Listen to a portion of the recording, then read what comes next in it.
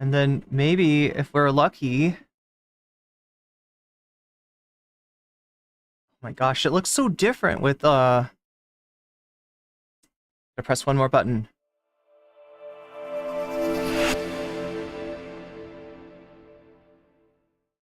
All right. So here we go. We got Elon Musk, we got Tucker Carlson, and we got Luke Beasley to give us an idea for what to look for in this video. So let's see what Luke has got for us today. Has become this darling of MAGA, and we don't have time to get into this, a discussion about all that's strange and wrong about what we're seeing from Elon Musk lately, but we do have time to look at some moments from Tucker Carlson's interview with Elon Musk, where Musk does something we've seen MAGA folks do so many times, which is accidentally bring more attention to something Trump hates people focusing on. Let's jump into this, and then we'll discuss. Will that ever come out, do you think? You know, I think part of why Kamala is Okay, so I think they're talking about the Epstein thing. getting so much support is that if Trump wins, that Epstein client list is going to become public. Yes. So I'm assuming that Luke's going to have the receipts from us here, because when Trump's been asked about the Epstein client list before, that's not what he says. It's not a straight up, I want to release that thing, right? Trump had 4 years as president, did not release shit. And some of those billionaires behind Kamala are terrified of that outcome. Yeah. Do you think... You know who should really be terrified about that outcome? And you know who has, when he's asked about this, like Trump kind of like catches himself. Like at first he goes like, oh yeah, we'll release the JFK thing. We'll release the aliens thing. Again, I thought he was supposed to release the JFK and the aliens thing. He never did. But then he says, and the Epstein thing. Well, you know what? Maybe not the Epstein thing, because that thing is full of fake information. And I don't want anybody to get hurt by the fake info. Oh my God, Trump. Like, you're talking about releasing government stuff, but he says it's fake information. Like, do you get what's going on here? There's something that Trump knows about that he does not want to release. And there's a very good chance that it's because of his connection to Epstein. So that's why Elon's really fucked up here. Hoffman's uncomfortable? Yes. Yeah. And Gates. And Gates. Yeah. I'm surprised he didn't say Zuckerberg too, to get in another one of his rivals. I only ask that because you just look at them and you're like, that's a nervous person right there. I don't know. I mean, I assume you know them. Yeah. Yes. Reid Hoffman was my vice president of business development at PayPal. Yeah. 20. Why do the people, how do I say this? How do I say this? Why do people with questionable character have such strange laughs? There we go. Elon Musk and Tucker Carlson, of course, Tucker Carlson notoriously goes, oh, or whatever. And then this from Elon Musk. I love laughs, so go that, but something's off. And what they're talking about is the Epstein client list. Okay? Continue listening, and then I'll tell you why this is not great for Trump. Do please, while you're listening, make sure to click the subscribe button if you haven't already, as we're rapidly approaching 1 million subscribers. Okay, got it. And I'll stop bugging you so much about it. No, I mean, I assume you know them. Yeah. Yes. Reid Hoffman was my vice president of business development at PayPal. Yeah. 20. It really does sound like an evil villain. Vice president of business development at PayPal. Yeah. 24 years ago.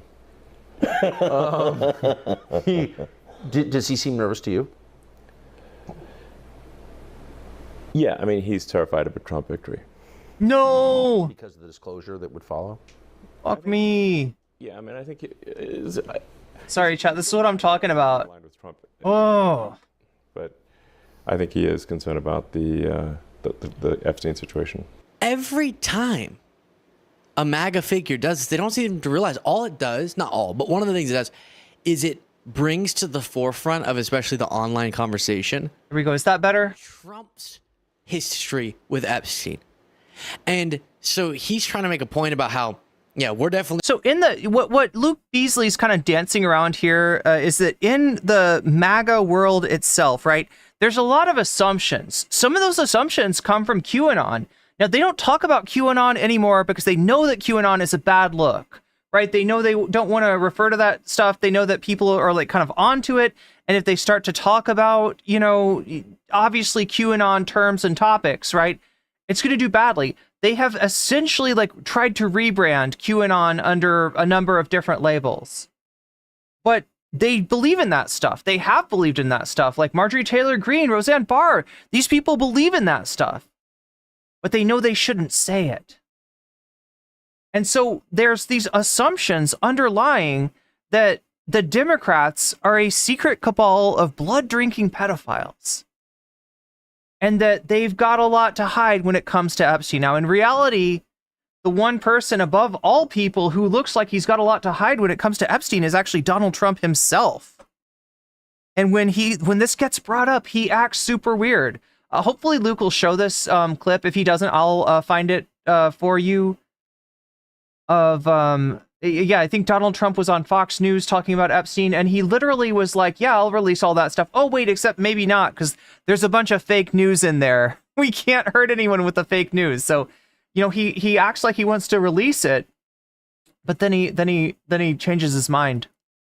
On the good side, because it's Kamala who would protect Epstein or Epstein's dead, but those who associate with Epstein, the Epstein client list, and it's Trump who would expose them. But then what this brings up is even though Trump, from all appearances, was BFFs with Epstein. Is that what you're skipping over there, Luke? Yeah. I'll just fill in the blanks here. Trump had this super close relationship with Epstein. Yes. And Trump gets weird every time. But to be fair, okay, other Democrats did. Like Bill Clinton, for instance, seems to have been way too close to Epstein. There probably are some Democrats who would, you know, have stuff about them revealed that they don't want to be, and they should be exposed. And they should be fucking dropped. Yeah, no, like everybody that's on that fucking list, everybody that's connected to Epstein should be fucking exposed, right? Especially Bill Clinton. It's asked about, which I'm just asking MAGA to judge this the same that they judge anything that a Democrat ever says. If Kamala Harris acted the way you're about to watch with this clip that's recirculating because of the Musk interview, would you find this strange? Would you declassify the 9/11 files? Yeah. Would you declassify J? Oh, here we go. Yeah. I'm glad that Luke found this, so I don't have to go digging for it. Files? Yeah. Would you? I did a lot of it. Would you declassify? You did, and there's nothing there. You like what? Where's the revelations? We were supposed to find out about JFK, who was behind the JFK thing. We were supposed to find out about aliens. Has our government made contact with aliens? Like, I mean, it sounds pretty wacky, but this was part of what Trump promised, and he didn't fucking deliver. Because he doesn't deliver. He's a liar. He's a con man. This is how he's been his whole life. There's a new film coming out talking about his whole life, sort of like where he came from, how he got not just famous, but how he got good at these skills of conning people and deceiving people that have made him such a star. It's called The Apprentice, funny enough, right? And have not seen it yet myself, but it talks about his connection to another supervillain of history named Roy Cohn. Roy Cohn was a super high power lawyer back in the 70s that kind of traces, I mean, like that's been in power, you know, that's been kind of a mover and a shaker behind the scenes for like years and years and years. And was actually, I believe, I don't want to say this if it's, there was a lot about his own personal life, let's just put it this way, that Roy Cohn was hiding. I think he was very homophobic in public, and maybe had to do with covering up his own sexual orientation, which he kept very secret, which he kept very closeted, right? Yeah, but Roy Cohn, just like super influential, super evil, But this is the guy that trained Trump to be Trump. In fact, the person that made this film, The Apprentice. So we should watch that. God, or not? We can't watch the movie, but there's a Breaking Points interview about it. Maybe we'll see if we can. There's also a Chill Goblin video that just collects all of the receipts connecting Trump to Epstein. That I meant to. I probably should have thrown that on there too. The Epstein files. Yeah, I would. All right. I guess I would. I'll look. I guess I would. Less so because Less so with the Epstein thing. There we go. Does this guy look guilty? Does this guy look guilty, or does this guy look guilty? And when you see all the, and hopefully Luke's got this. Yeah, there's like 13 more minutes of this video. So I'm assuming that means that Luke's pretty good with the receipts usually. So I mean, we're gonna see some more Tucker and Elon stuff. I wonder if we have the. So I might have to go digging for some of this stuff if Luke doesn't bring it up. But there's audio, there's video of Trump talking about Epstein and talking in very positive terms about Epstein. Talking specifically about the fact that he's been known to be with much younger women. What was his comment? you don't know. You don't want to affect people's lives if it's phony stuff in there, because there's a lot of phony stuff with that whole world. But I think I would, or at least. Do you think that would restore trust? Help restore trust? Yeah, I don't know about Epstein so much. I don't know about Epstein so much. He can't fucking do it. He can't fucking do it. He wants to be your fight the power, fight the deep state president, right? He wants to be like anti-institutional, anti-establishment. Well, when he gets asked about Epstein, who he has a lot of connections to, he gets super weird. Because I do the others. What an odd thing to say. I didn't know you were going to be talking about. Ooh, yeah, he's uncomfortable. Always has that edit there. Oh, but if Kamala did that, Elon Musk and Tucker would be giggling their way to the election about it. They would think it's the bombshell of all bombshells. Even if Kamala said something to the effect that this is the purview of the judge that oversaw the case, and the president of the United States has no business making public stuff that the judge wanted to keep private. Even if Kamala gave a very pad answer for that, right? They would be all over it. Now we're more. And Trump's is worse, because at first he's like, yes, of course, and then he's like, oh well, no, Epstein. There's a lot of fake stuff in that world. I wouldn't want to hurt any innocent people. It's even worse than him not wanting to release the stuff, right? It's him pulling back. Mindful about the allegations we make or the guilt by association we levy, which is why only overwhelming evidence would make me assert something boldly. But I'm asking. Yeah, again, chat. A lot of this stuff is just on speculation, right? So anything that I'm saying, understand I'm talking about allegations. I'm not talking about anything that's been adjudicated in a court of law, right? As far as I know, there's no there haven't been, no court has found, Trump in guilty of any of the Epstein stuff. Or anybody else we're going to mention either. Elon Musk goes, oh yeah, it's the Democrats who are scared of a Trump victory because they're going to be exposed. But then that's their guy. And Musk actually ended up giving more attention to that because it gets circulated every time this comes up. Trump's the one who was on the flight logs numerous times. Clinton was on flight logs. That doesn't by itself mean anything. But and like I said, I got no compunction with exposing Bill Clinton too. From what we can see, Bill Clinton looks pretty involved with Epstein as well. And I think that should be completely exposed, right? I am not here to cheerlead for Team Democrat or Team Republican. Anybody that was fucking involved with Epstein, we should know about. Logic. They should be more critical of Trump than they are. And we've gone through that so many times. Moving on from that moment, you also have him, I guess, thinking if Kamala wins, even though Kamala's currently in power with Biden, then Elon Musk is going to be locked up or something. If he loses, man, what?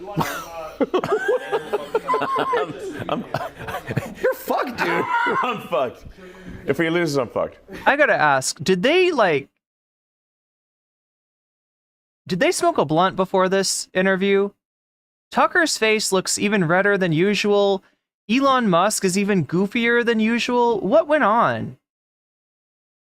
Did Elon share some of his ketamine with Tucker? What's going on here? Like, I feel like we'll see more of it in a second. It does seem that way. Tucker always makes me laugh so hard. Oh my god, are you okay, Luke? That's like me when I'm having tech difficulties. That face that Luke Beasley just made, that was me earlier today. You can't just be like, yo, Yeah, I'm like, how long do you think my prison sentence is going to be? Do you think? Will I see my children? I don't know. because it's not like you can say, well, yeah, I maxed out. If he My face is all red now. Sorry from that oxygen Deprivation, yeah. I am so annoyed with this. You're gonna be fine, Elon, unless there's some crimes you're committing we don't know about, but you're gonna be Probably even if there are some crimes that we don't know about, rich people generally are not impacted by their violations of the law, whether those be civil or criminal. Rich people get away with that stuff all the time. Look at how long Epstein got away with it. Look at how long Epstein got, and with Epstein, it's not just that he's rich, he's also very connected. fine. It's crazy how much he's Yeah, he doesn't see his kids now. Good point, Natalie Marie. benefited from the federal government and grants he's received, and then he turns around and acts like, oh, well, I'm also a victim of this weaponized government. You're not. You're a beneficiary of it. And you're going to be fine. Everyone in MAGA, hello. You don't have to be a victim. Some of you are being victimized in your lives in some way, whether it be costs being too high and we want to address that, whether it be actual physical victimization. All of you, especially leaders, if there's not real victimization, you don't have to invent it. You don't have to be the biggest victim in your own story. I know Trump's showing you a way of living. Oh, everything's wrong, everything's rigged, everything's against me. You don't have to model your life like that. But it's a core part. No one's coming after you, Elon Musk. And he knows that. That's why he's willing to go about it. If you actually were afraid of that, you wouldn't be laughing like that.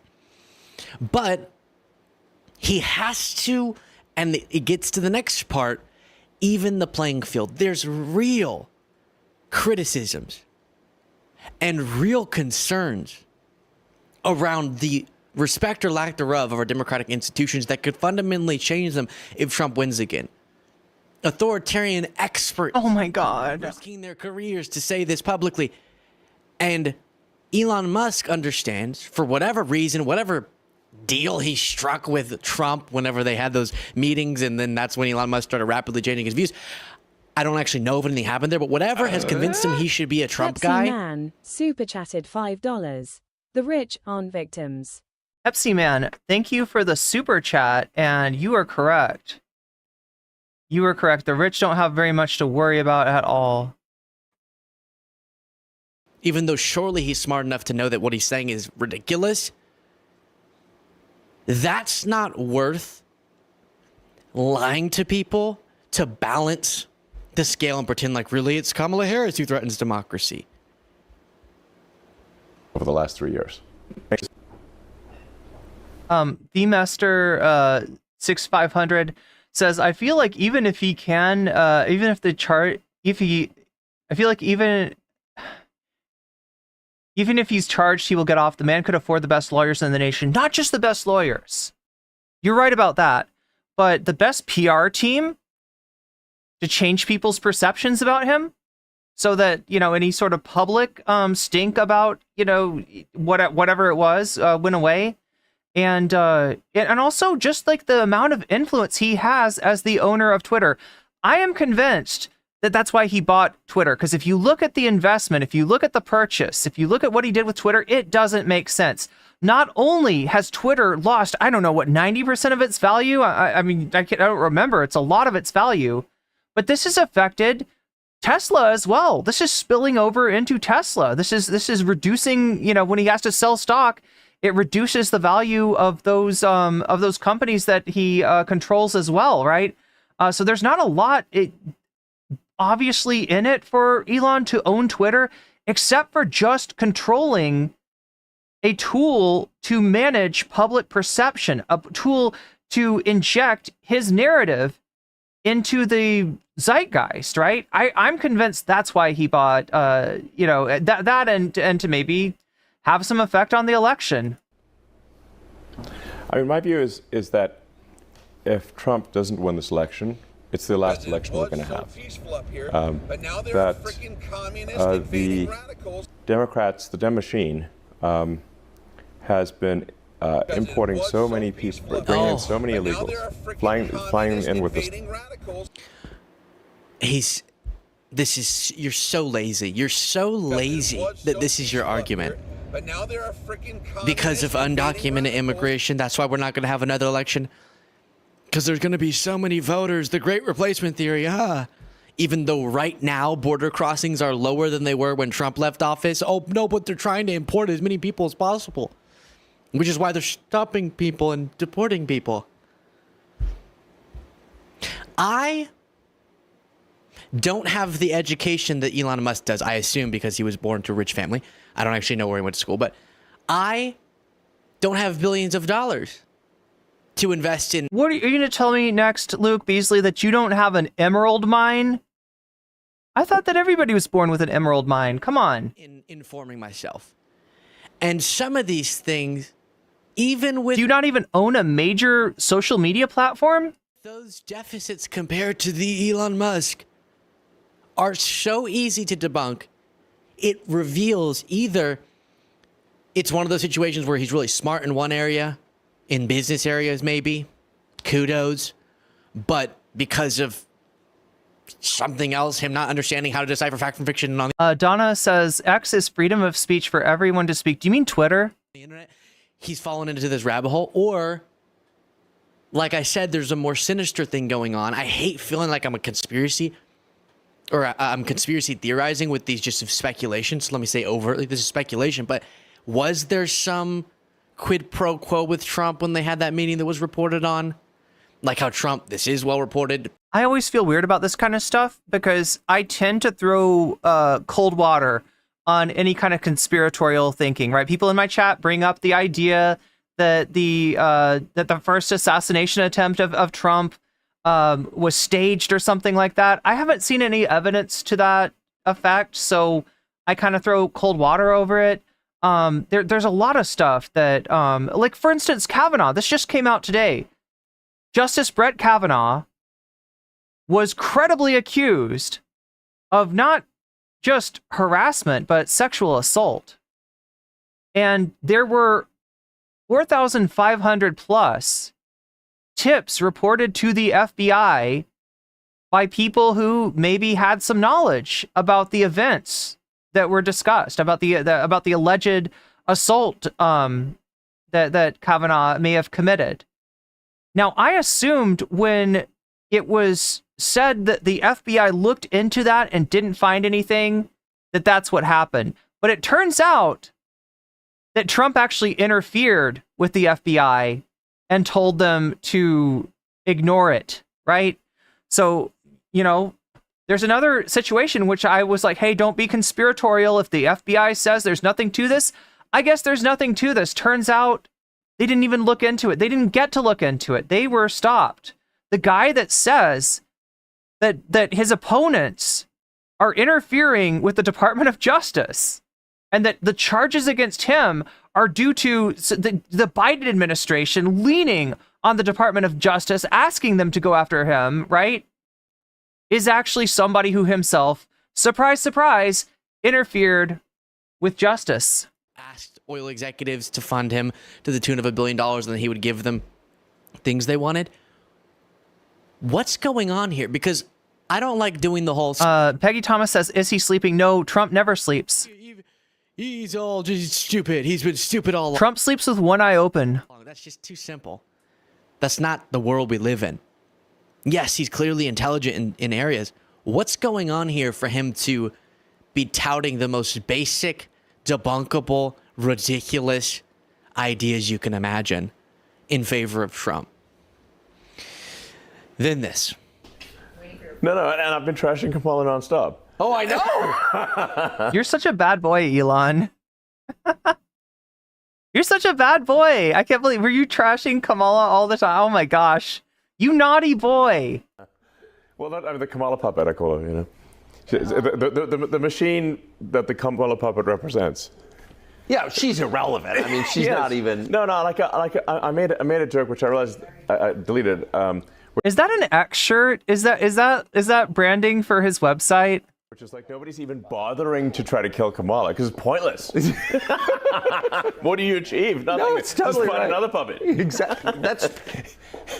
It's no point in killing. It's deep and true, though. Nobody's trying. Tucker too. I'm sorry. I know some of y'all like whenever I'm calm on these things, it helps you process it, and I get so upset. Sometimes I need to get upset. Okay, this is me time. Whoa, why, Tucker? Why are you pretending? Oh, you just hit on something, Elon. That's deep and true. The deep state's gonna be mad. I can't believe he criticized Kamala. They're definitely coming after him now. That really... No one's allowed to criticize Kamala.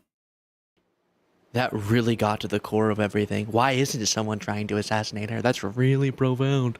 It's the logo for our internet service. Sorry, Hunter. Can you explain more? That's. It's no point in killing. It's deep and true, though. Nobody's. Wait, is it Xfinity? Is that what you're saying? He's been in love with X for decades. Well, he's a Gen Xer, right? Is that why? Was it like correct me if I'm wrong, chat. Some of you in chat may be able to speak to this, right?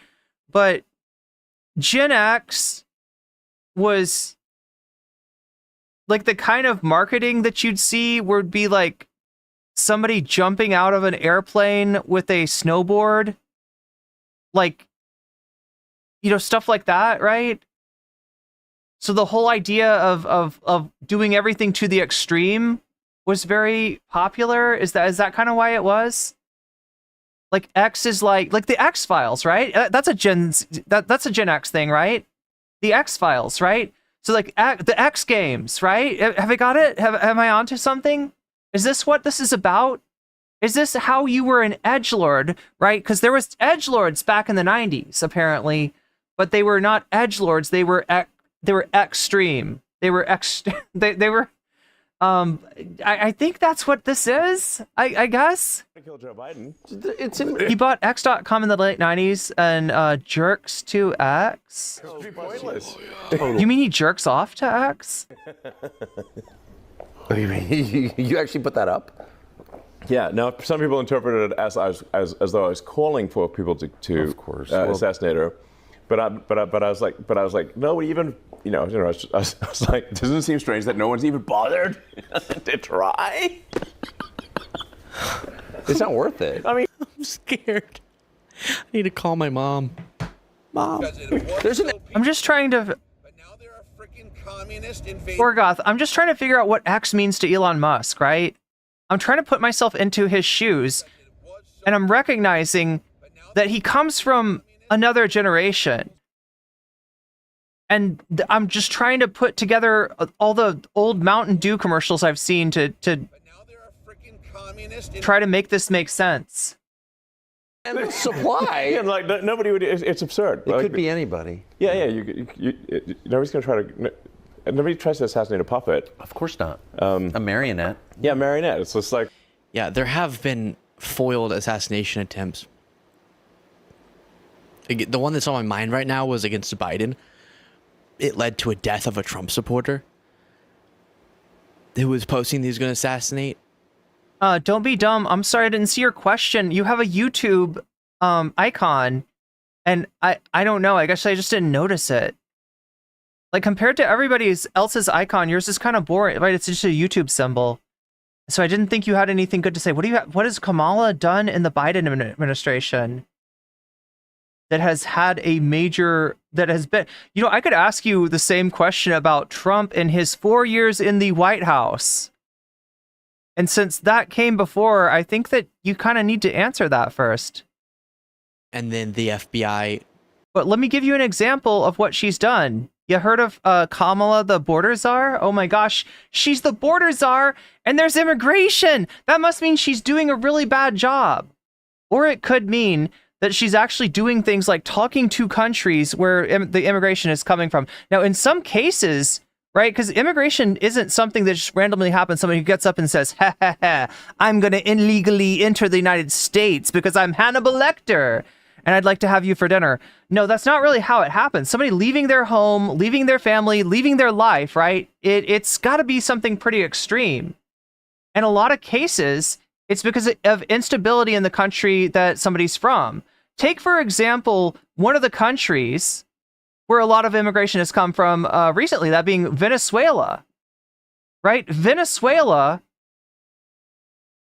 has dealt with some major economic instability due to sanctions placed on the country by Donald Trump. So are you telling me, no comment check, are you telling me, NCC, that Trump actually caused the problem that he's bitching about now? Hey, I could go one step further and tell you that a bill in Congress that pretty much, closed down to a degree where I think it actually interferes with human rights, but the asylum process that really, kind of shuts that down, amongst other things, was shut down by Donald Trump. In other words, was not passed by Donald Trump when he got wind of the fact that Biden was willing to sign it, because he wants there to be a problem more than he wants to deal with the problem that he pretends to is causing trouble, right? Yeah, there's a lot more to this stuff than you're going to hear on Fox News, unfortunately. Got into a back and forth with him, and it became violent. But I don't think that's the metric we should be judging. But yeah, get a better avatar, right? I couldn't see you because you were YouTube. That's what. Why is it a YouTube symbol? And yeah, do you just really love YouTube that much? Oh, it's so scary. Tucker's one of the most, still, I don't know how this is true, but influential MAGA people on the internet. And then Elon Musk is one of the richest people in existence right now. This is what we're getting. This? Giggling away about assassination attempts because really she's just a puppet. Actually, I don't know. I feel like Elon kind of wants you to get upset over this. What he said about the, nobody even wants to assassinate Kamala Harris. I mean, it's immature. It's kind of a worthless comment, but I don't actually think, I feel like people are kind of making a bigger deal out of it than it is, and I feel like that's exactly, you're sort of playing again into Elon Musk's plan that way. He wants to be controversial. He wants to be edgy. He wants to get attention. He's not really that interesting. He's just a boring, cringe Gen Xer. Not to shit on Gen Xers. This disturbs me. No, don't be dumb. Kamala did diplomacy with countries where there is, immigration and people seeking asylum. In other words, Kamala did the thing that you actually want to do to address these issues, rather than trying to hermetically seal the country with some kind of misbegotten Berlin Wall across the southern fucking border, right? It's more useful to talk to the countries in question, which is something that Trump failed at doing. You want to know about Trump's diplomacy? Trump did diplomacy. He just didn't do it well. He sent his son-in-law, Nepo baby-in-law, Jared Kushner, in to do diplomacy between Israel and other countries in the Middle East, at the same time cutting the Palestinians out of it. So now this is before October 7th, and I think it's a big contributing factor to October 7th. The so-called Abraham Accords were actually harmful to peace and stability in the region. People say that Donald Trump is the president of peace. He didn't start any wars. oh my God, he set a lot of shit into motion. He destabilized the fuck out of a lot of shit. He moved the U.S. Embassy from Tel Aviv to Jerusalem. And he allowed Israel to occupy the Golan Heights, right? A lot of the instability that you're seeing right now in the Middle East was because of Trump and his failed diplomacy. Kamala, on the other hand, seems to have been pretty successful in her diplomacy, marked by the fact that when you hear about immigration, Guatemala is not one of the countries that comes up anymore. So there you go. Smacked down. Thanks for playing. This really, really disturbs me. And I want to reiterate, think about, and then I promise I'm going to come to you in a different segment. I'm going to be level-headed. Think about if a left-wing, let's go there because they're obsessed with him, if George Soros purchased X, at the time Twitter, and then took what Elon Musk did recently was he took the America tag and is making it 24/7 pro-Trump propaganda, took the America tag and was doing pro-Kamala Harris stuff, and then said, I'm going to do everything in my power to elect... I'm sorry, I don't know the America reference. Anybody understand that? Through the platform that I'm having that was supposed to be a public square, elect Kamala Harris, and being overtly pro... Fox News would say... I can't even deal with this. The hypocrisy is insane. They already say that George Soros helped steal an election by donating to somebody or something. They would say George Soros stole the election because he bought a social media platform and weaponized it in favor of Kamala Harris. That's what Elon Musk is doing. All right, so chat, I think we got all we can out of this one. This is Luke Beasley. Go follow him if you're interested in this kind of content. He's almost at 1 million subscribers, so good job on that, Luke. You've really been growing your channel lately, and good video. Okay, so I do sort of want to come back to this Trump Epstein thing because it's fascinating, and there's so much there. There's actually a new video by Chill Goblin on this very topic, but I sort of promised you the Tucker thing. And here it is. Let's make sure that this is showing up. Yeah. It's small. I don't like that. See, what happens if I open it? It's better, slightly better. It's still smaller than I want it to be.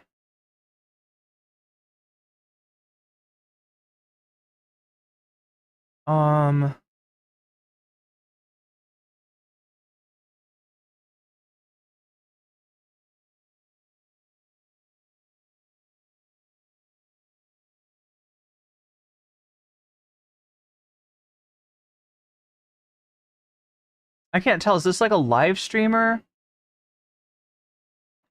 Wow, somebody got a lot of views off of this. Okay, so is he gonna... Yeah, this might not... No, we can't use this. We can't use this. I'm not gonna do Streamception. Oh god, I was really hoping... it looks like they're taking down any of the re-uploads of this to... Okay, well, we're just gonna have to watch it, and I apologize, chat, for the tiny little window here, but he's a tiny little man. They're both tiny little men. If he loses, man, what? So what do we got here? Got a sizzle reel. Fuck, dude. I'm fucked. If he loses, I'm fucked. It does seem that way. You can't just be like, Yeah, I'm like, how long do you think my prison sentence is gonna be? Do you think? Will I see my children? I don't know. Because it's not like you can say, well, yeah, I maxed out to him, but you know, I get. You were Okay, we're gonna kind of go through this. Does this work? No, and I've been to a machine. Yes. And she will say whatever the teleprompter, whatever's on the teleprompter, she's going to say it. Yes. Now she gets stuck if the teleprompter breaks. Oh, thank you, Shakespeare. America is the name of Elon's pack, and it has his own Twitter account. It has its own Twitter account. That happened recently. I think the teleprompter stalled, and she was just like looping for a while, for about a minute.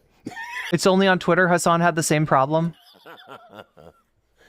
Well, maybe it's better that we watch it in a little window anyway. Sorry about the little window, everybody. I think that happened yesterday. But I mean, you know what Elon looks like. You know what Tucker looks like. I mean, look, there is some visual that we'll miss. I think Tucker is hilarious, right? The last time we watched Tucker, he was talking to Roseanne Barr. And I almost like had a moment where he was more likable than I've ever seen before. Because Roseanne Barr was just spitting nonsense. Roseanne Barr was talking about, they're demons, they're vampires, they suck baby's blood. And Tucker couldn't keep it together. He was like laughing in her face, and she knew it. And he kept on trying. He knew he wasn't supposed to. He kept trying to make an excuse for it. But he thinks she's funny as hell, and he's right. It was pretty funny to watch. But she'll just say whatever words are on the teleprompter. So, you know, it's really whoever controls the teleprompter is the actual sort of, that's who's actually in charge. And who is that, do you think? Well, I've tried to pin it down. It's not like any one kind of mastermind. It's not like, it seems to be, it's like Kamala's sort of a marionette with, you know, So quiet. Puppet masters type of thing. Should I turn him up a little bit? It's or maybe it's somewhere north of 100 is what it seems like. Yes. I bet you know 80 of them. I probably know most of them, yeah. Yeah. So, I mean, just by virtue of your job and what you've been doing for the last 30 years, I mean, you just, and I should say, I think you voted. She's mixing Sudafed and Ambien these days. Is it Sudafed or is it Dayquil? I'd like to see a matchup of those, call it the top 100 puppet masters on the Epstein client list. Do you think there's some overlap? Strong overlap. Strong overlap. When are we going to see that list, do you think? I don't know. It's mind blowing that they've not tried to prosecute even one, not even the worst offender on the Epstein client list. They've not even tried to prosecute even one. That's insane. Well, because they have a lot of diabetic grandmothers who were outside the Capitol on January 6th. They're kind of occupied. Yeah, I mean they've put like whatever 500 or 600 January 6th protesters in prison, and not one person on the Epstein client list. Will that ever come out, do you think? And again, this is his mistake because Trump does not want to talk about the Epstein fly list. What was the other Epstein thing that we didn't cover? Oh yeah, all the... We'll see. We'll maybe chat. If we have time, we'll go to the Chill Goblin video. Okay, how does that sound? Do you want to do that? Do you want to do some Trumpstein content? One in chat, especially in short chat, if you want to see some Trumpstein after this. We've got a lot to cover tonight, but... I think part of why Kamala is getting so much support is that if Trump wins, that Epstein client list is going to become public. Yes. And some of those billionaires behind Kamala are terrified of that outcome. Yeah. Do you think Reid Hoffman's uncomfortable? It's weird for him to say that he thinks billionaires are in favor of Kamala. Because billionaires generally want their taxes cut. And the one thing, now that other chatter, I don't see you in chat anymore, YouTube avatar, but...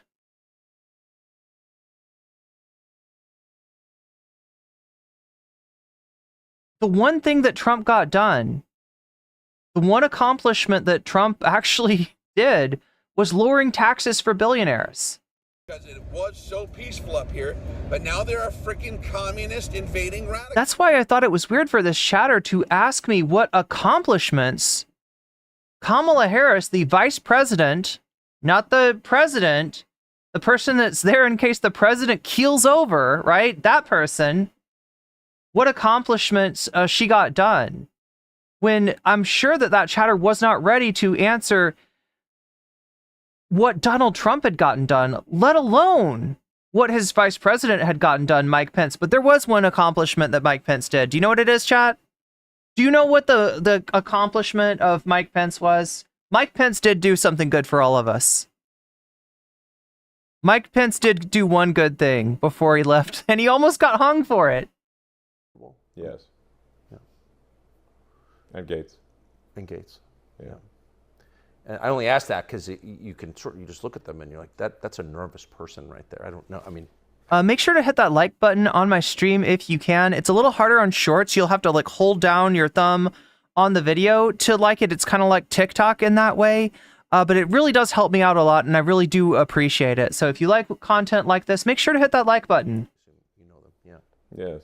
Yes. Reid Hoffman was my... Yeah, Joe Dirt says save democracy. I mean, yeah, I guess so. But honestly, it wasn't that much. Like, he did the same thing that every vice president does when, you know, when they're... He you know, acknowledged the fact that the thing that J.D. Vance couldn't do. He acknowledged that Trump had lost. He actually tried to help Trump understand that he'd lost and stop coping, but Trump wasn't interested in that. PayPal. Yeah. 24 years ago. God, he's so boring. I didn't realize this was going to be such shitty content. Because of the disclosure that would follow? I think, yeah, I mean, I think he's certainly ideologically in line. Wait, is he talking about Gates now? Anyway, but I think he is concerned about the Epstein situation. Like something might actually, the DOJ might actually move forward. There are a lot of videos, apparently. Those rooms on the island, and I think out in New Mexico, were wired for video. Right. And where's the video? I mean... Yeah, supposedly Ghislaine Maxwell said there was video of Trump, that Epstein kept video of Trump. And I don't know, some of the underage girls? I'm not sure, but... Between Diddy and Epstein, it's good. But there's probably stuff like that on Bill Clinton, too. So don't think I'm here just for the Trump-Stein stuff. I'm here for the Clinton-Stein stuff as well. There's probably several... I want to see it all. I don't care. I don't care who they got. Hours of footage here. Yeah. Yeah. It's kind of weird that the people on those videos are lecturing the rest of us about our moral failings, isn't it? Yeah, it's weird. What is that? Well, rich people in general do like to do that. Elon Musk would know better than anyone. I mean, part of how they Tucker Carlson would know better than anyone. Look, he's married into the Swanson family. collect attention from themselves is by, criticizing the morals of others. Yes. So it's sort of like a preemptive moral strike. Yes. I mean, as I said, I think those who are saying Trump is a threat to democracy are themselves actually the threat to democracy. It feels like we're getting to a place where the rest of us know too much. Is this, do you know what I mean? I mean, it's easier to live in a society where you don't really know what the people in charge are doing or why they're doing it. But now, thanks, I would say, largely to X. Yeah. I think that's fair to say that. Yeah. We do know a lot. Not everything, but we know a lot. And I wonder, where does that, like, what happens next now that we know all this? The kidnapper's shown us his face. Like, what happens? We all die, obviously. Is that what you're getting at, Tucker? The deep state's gonna fucking off us, every single one of us. I hear a knock on my door right now, chat. I know too much. I know too much. But if Trump wins, we can do some house cleaning and shed light on things. Yeah, all the X platform does is adhere to freedom of speech within the bounds of the law. Yes. And if people want to change the laws, they can change the laws. And so, like X in different countries, X does. So he's giving his excuse for what he's done in India, what he's done in Brazil, the times that he does not stand up for free speech at all. So peaceful up here, but now there are freaking communist invading radicals. Welcome in, communist invading radicals. More the merrier. Is the law. Because it was so peaceful up here, but now there are freaking communist invading radicals. Make sure to hit that like button on your way in. But we do try to stick to the law in any given country. That's what we're doing. We open source our algorithm. We try to be as transparent as possible. But those who want to push lies obviously hate truth and transparency. Yes. Because it shows them to be liars. I mean, you look at that, like how outrageous it was that Kamala in the presidential debate kept pushing the Fine People hoax. They know the Fine People hoax is. Yeah, it's a big hoax. Oh my God. Oh my God. Trump said there's fine people on both sides. And what they say is a hoax is the fact that maybe he didn't mean the Tiki Torch Brigade. right? Because there's some people that were at Charlottesville that weren't in the Tiki Torch Brigade. You could imagine somebody that instead of going out with a tiki torch, they sat in their hotel room and they came out the next day to protest the removal of the Confederate statue. So maybe, instead of assuming that the people that Trump was saying were good people were neo-Nazis, we should allow for the possibility that maybe he meant neo-Confederates.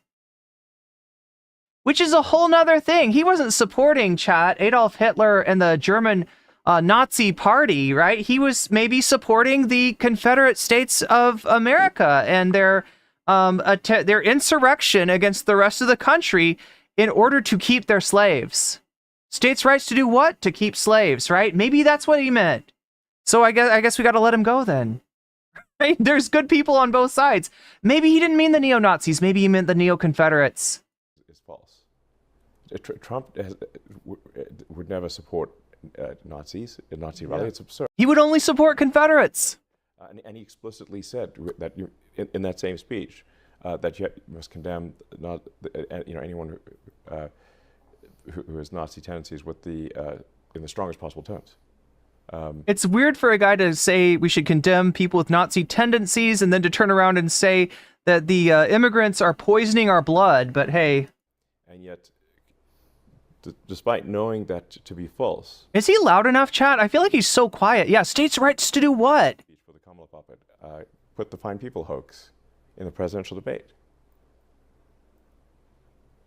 Look, I gotta be real, okay? If he wants to have any reach with this shit, he's got to get better at speaking. We ran into this when he showed up at Butler, Pennsylvania to help Trump out on stage. I feel like Trump whispered something into his ear afterwards. I think it wasn't positive. I think Trump was mad. Elon's such a bad speaker. Communist invading radicals. He just like, and what you need for this stuff is you need stuff to go viral, right? You need stuff to pop off. And it's just not going to do it this way, right? He's got a 1 hour and 48 minute sit down, interview with Tucker Carlson. Look, for as much as I criticize Kamala Harris, as much as often I don't like the answers that she gives in some of her interviews, she's at least capable of making clips that have reach. Elon, despite that he's on a platform that is integrated video into it and has the potential for, is one of the best platforms for spreading clips. Like this and Reddit would be like YouTube, I guess, would be the best ones, right? It's just funny how he's not able to really comport himself to any sort of deliberately lying. Again, messed up. If she wins, I mean, how can they let X continue in its current form, in its current role in American society? The real question is, how will Elon let X continue, considering that it's burning a huge hole in his pocket, considering that it's taking his other investments and lowering their stock prices? He's having to sell stock in order to keep running X. How will he continue? That's the better question. I don't think he's got any, he's going to run into any problems with Kamala, despite all the paranoia in this interview. I think the real question is, at some point, this becomes unsustainable even for the former richest man in the world. They won't. They will try to shut it down by any means possible. What do you mean by any means possible? I mean, with either via... JP says Elon considers himself not an immigrant because he believes in apartheid. So it's really about white rich people are okay. All this other skin. Yeah. Well, Donald Trump said much the same himself. I mean, they'll try to pass laws. They'll try to prosecute the company, prosecute me. The amount of lawfare that we're seeing taking place is outrageous. There are many examples, but the Department of Justice, for example, launched a huge lawsuit against SpaceX for failing to hire. Wait, I'm sorry. Did somebody in my chat just say that Elon is protecting free speech? Might I remind you, this is the guy that banned Ken Klippenstein.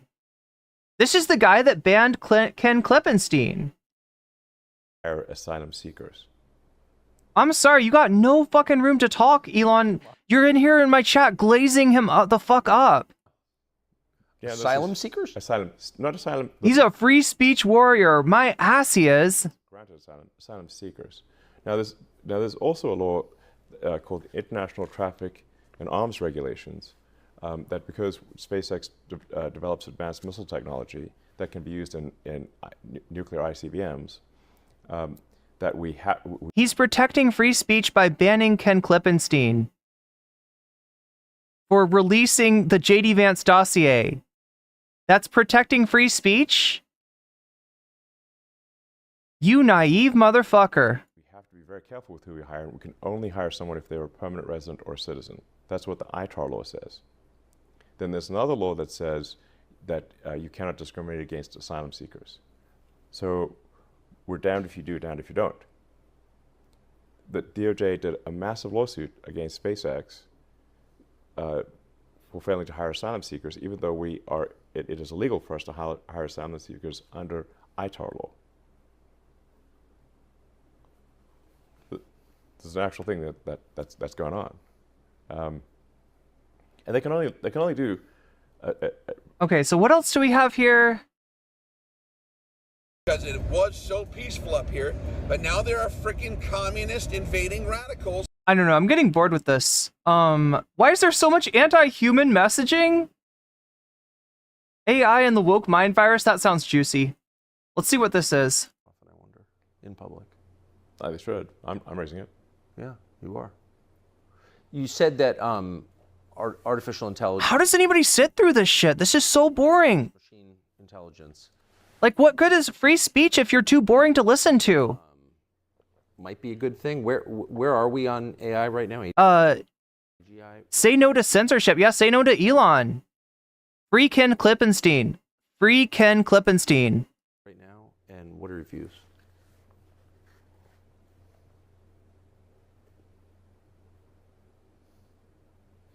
Well, I think at this point it's obvious to everyone that AI is advancing at a very rapid pace. He's so full of shit. He's so full of shit. Yeah, no, it's not artificial intelligence. It's LLMs, all right? That's what's advancing. And it's got some pretty obvious, pretty severe downsides to it. Some pretty clear limitations. And the other downside being that the one thing that AI seems to be good at is reinforcing disinformation. Case in point, chat. Case in point. Let me see if I can find you this.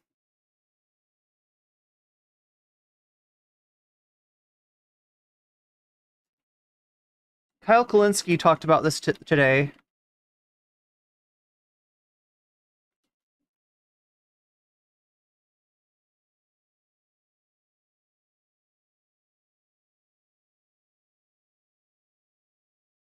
Big free speech bro, right? I think it's fair to call me that. Free speech absolutist. You know, the only time you should ever really crack down the apologia on there on a day out the falsehoods in the long run, and the cream will always rise to the top, and the correct narrative will defeat the wrong narratives. And we have enough evidence. That is fucking bullshit. That's bullshit. Oftentimes what happens, because human beings are flawed, and sometimes we're stupid, is whatever is the most sensationalist thing will become the story of the day and will get the most eyeballs and the most retweets and the most likes. So this is a really, really good example of this right here. All right, so one in chat if you've seen this picture, right? This picture is all over the internet. Now, Kyle's going to talk about an account that's posting this, but it's been posted by a lot of people. And it looks like, if you have no discernment, if you don't recognize the telltale signs of AI, it looks like a little girl in a life vest, in a boat, in a flooding situation like, you know, the situation is right now for a lot of people in North Carolina, people in Georgia, people in Tennessee, hit by Hurricane Helene, just crying her eyes out and holding on to a little puppy. But if you look closer, you're going to just see some stuff that you're going to notice that this isn't a picture. This isn't a photo. This is an AI, and not even a particularly convincing piece of AI. So one of the narratives that the right has really run with in the past few days is that the FEMA response to Hurricane Helene is like that of the FEMA response to Hurricane Katrina in New Orleans, where, you know, they were really slow to act and they didn't do a good job, etc. Well, when you go talk to all the local officials and the local politicians and even the governor, etc., they tell you, look, day of, they were already on the phone. They already declared an emergency. They already upped the status. As soon as they were supposed to up the status, they're sending the help and all that. And basically, like, yes, FEMA's doing the job that FEMA's supposed to do, but the right is now really leaning into this idea of, like, they've been, you know, these people have been totally abandoned by the federal government. Okay, that's not true. That's not true. Now, having said that, look at the stuff that's proliferating on social media, hand in hand with this bogus narrative. So this is Elon Musk's free speech. Freedom to scam boomers who don't know. And no offense to any boomers out there, okay? It's all about the, you know, age is a state of mind, all right? But some boomers out there, their state of mind does not tell them that this is not an actual picture. I think when we look at this a little bit more close up, I think it'll become obvious to more and more people, right? This is not a real picture, but yeah, to, like, you know, I'm sure some of my aunts, my uncles, grandparents, people like that, this might be convincing, unfortunately. And look at this woman. I actually feel sorry for this woman. This picture has been seared into my mind. My heart hurts. It's not a picture. You have a tweet from Amy Creamer. This picture has been seared into my... Are there 6 fingers? Oh my God, where are they? Where are they? 1, 2, 3, 4. Well, I see 5 on the right hand. I see 1, 2, 3. You can only really see, make out 3 fingers on the left hand. But yeah, that is often... the hands don't look right though, right? Even though these are... They're showing 5 fingers here. The thumb doesn't look like a thumb. The index finger doesn't look like an index finger. The middle finger doesn't look like right. There's something wrong here. And also look at her face. Right? It's hyper expressive. And actually, I would say contains more, you know, children's face don't wrinkle the way that adults' faces do. And like just this expression of grief is exaggerated in a way that's there's just a lot wrong with this. Like, once you start to see enough AI imagery, you start to get the sense for it. You start to get the smell for it, and it becomes apparent. My head hurts. And it's the hair says Dutch Roof. Variant, you're making some beats in chat, I see, or not in chat, but like while watching this. Picture of we should have a music section for people to share their. We do have a music section. Little girl wearing a life. It's a tiny person, not a child. Jacket holding a puppy. Okay. Yeah, it does kind of have that. You know what? It makes me think of, if you've ever seen one in chat. If you are any JoJo fans, any JoJo's Bizarre Adventure fans in chat. So I really like JoJo's Bizarre Adventure. It's one of my favorite like animes, manga out there.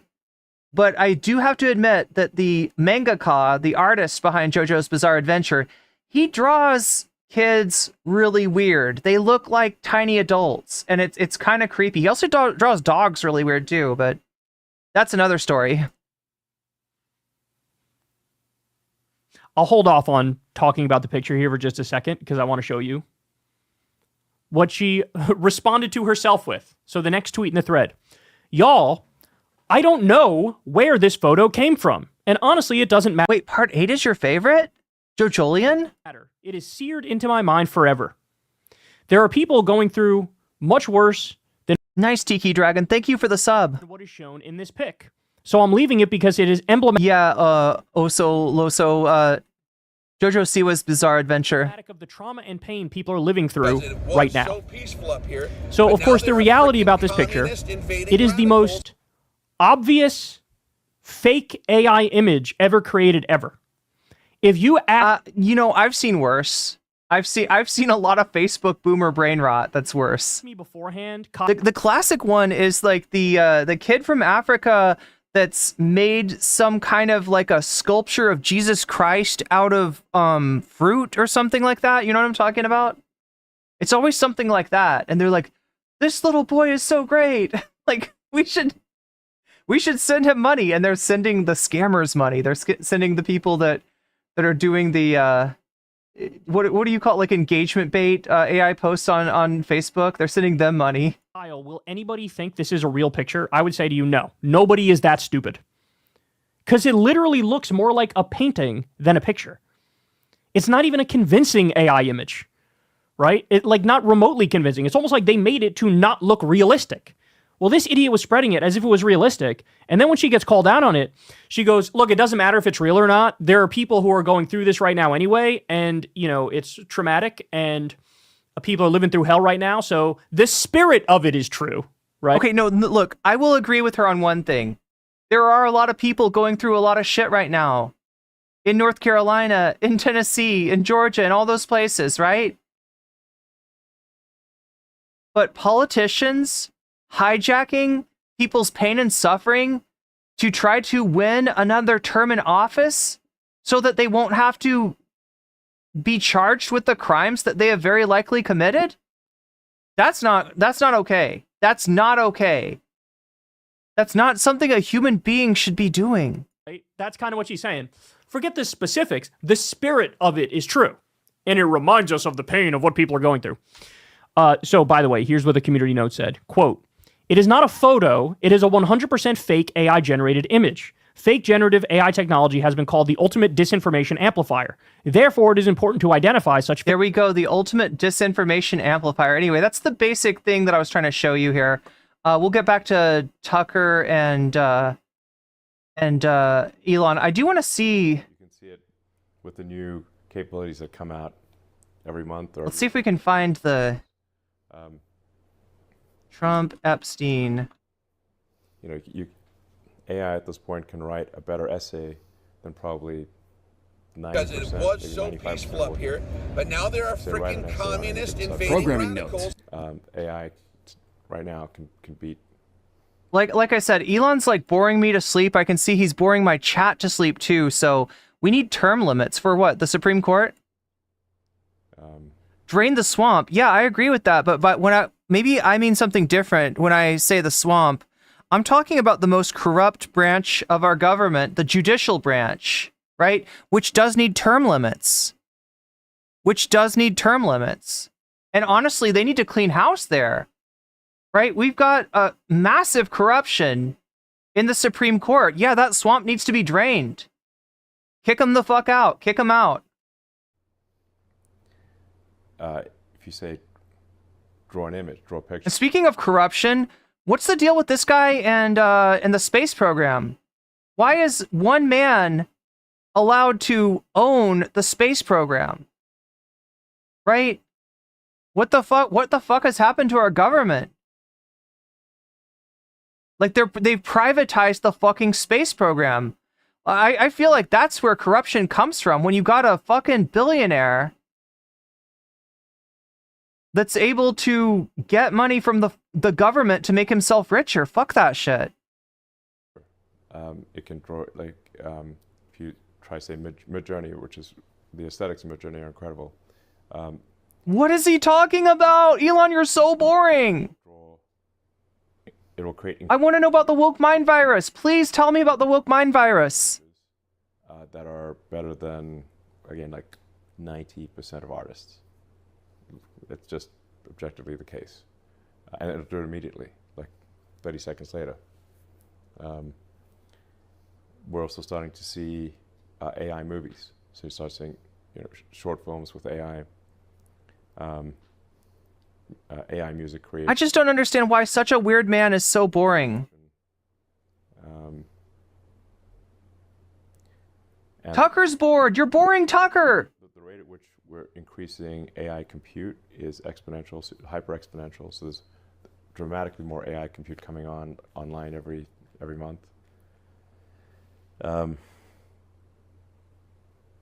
There seems to be roughly, I don't know. I'm so close to playing that Bo Blacks clip. Talk about the allegations.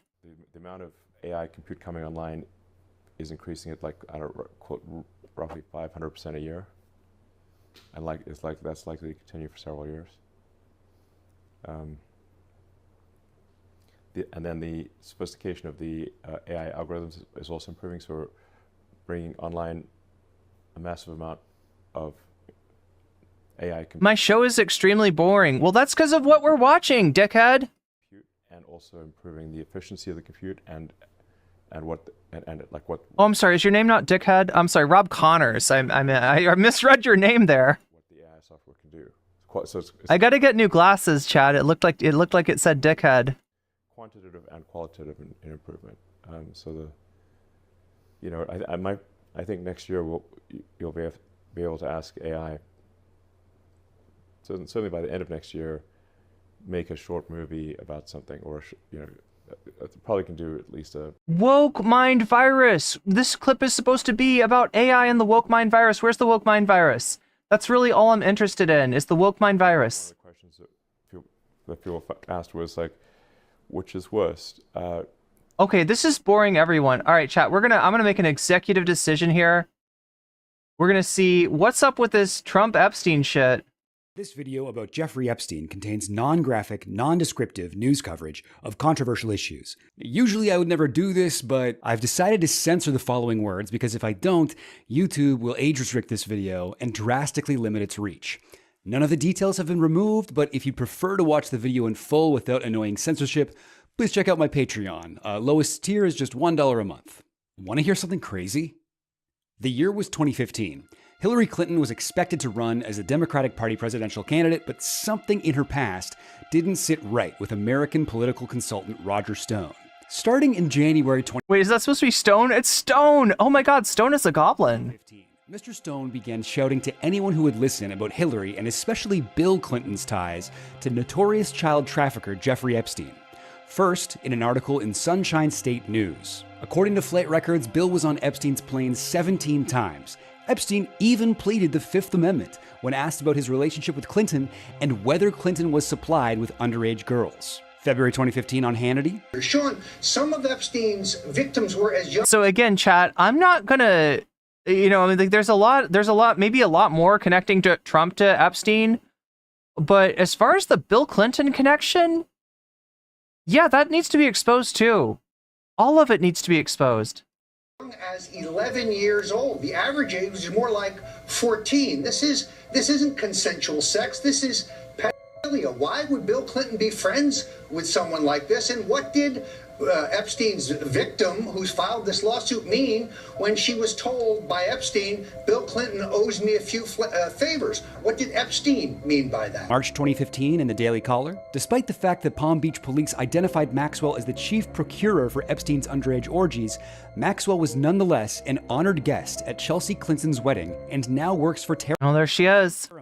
a nonprofit funded by the Clinton Foundation, according to the foundation website. On Hannity again in March. Yeah, we now know that Epstein, the billionaire convicted, was actually convicted in June of 2006, yet in July of 2007, he made a contribution to the Clinton Foundation. A convicted pedophile then donated. Right. Is that, who's sitting next to him? That's not Karl Rove, is it? Which means they knew about his status at the time they took the money. Now say what you will about Roger Stone. In fact, I will right now. He looks like the Monopoly man started taking HGH after a midlife crisis. He looks like the Crypt Keeper's before picture. He looks like he regularly asks optometrists, just give me the evil owl. He looks like if Willy Wonka owned an arsenic factory. He looks like the mayor of a town where everyone works at the great. What he is, chat, is a Nixon retread. Right? And in a lot of ways, Nixon walked so that Trump could run. Nixon was probably the most corrupt president prior to Donald Trump. And Roger Stone was one of his, I guess you'd call this guy like a fixer. I think that's the best name for him. So, you know, they're caught doing all this Watergate shit. And instead of denying it and saying, oh my gosh, it's fake news, right? Roger Stone has kind of just leaned into being a Batman supervillain ever since. And he's been hired by more Republicans. He looks like the type of guy with a Richard Nixon. He's still doing the Nixon shit. This shit right here is a Richard Nixon trademark. I think when he jumped off the helicopter and said, I am not a crook. Right? That was, he did these, like, you know, these fingers right here. Right? So he's still living the Nixon life. Even after Nixon's death. Surprisingly shredded back. That last one isn't even a roast. That's just true. I mean, he does have a nice, he does work on his back. Oh, I thought it was going to be a full Nixon body tattoo. No, it's just his face, apparently. That's just a Roger Stone cold fact. But I will be the first to say, at least in the quotes I've shown here, he's pretty much speaking the truth. Janet Planet, why are you saying that I should vote for a friend of Jeffrey Epstein? I feel like if you got a friend of Epstein on the ballot and somebody who's not a friend of Epstein, the choice should be pretty clear.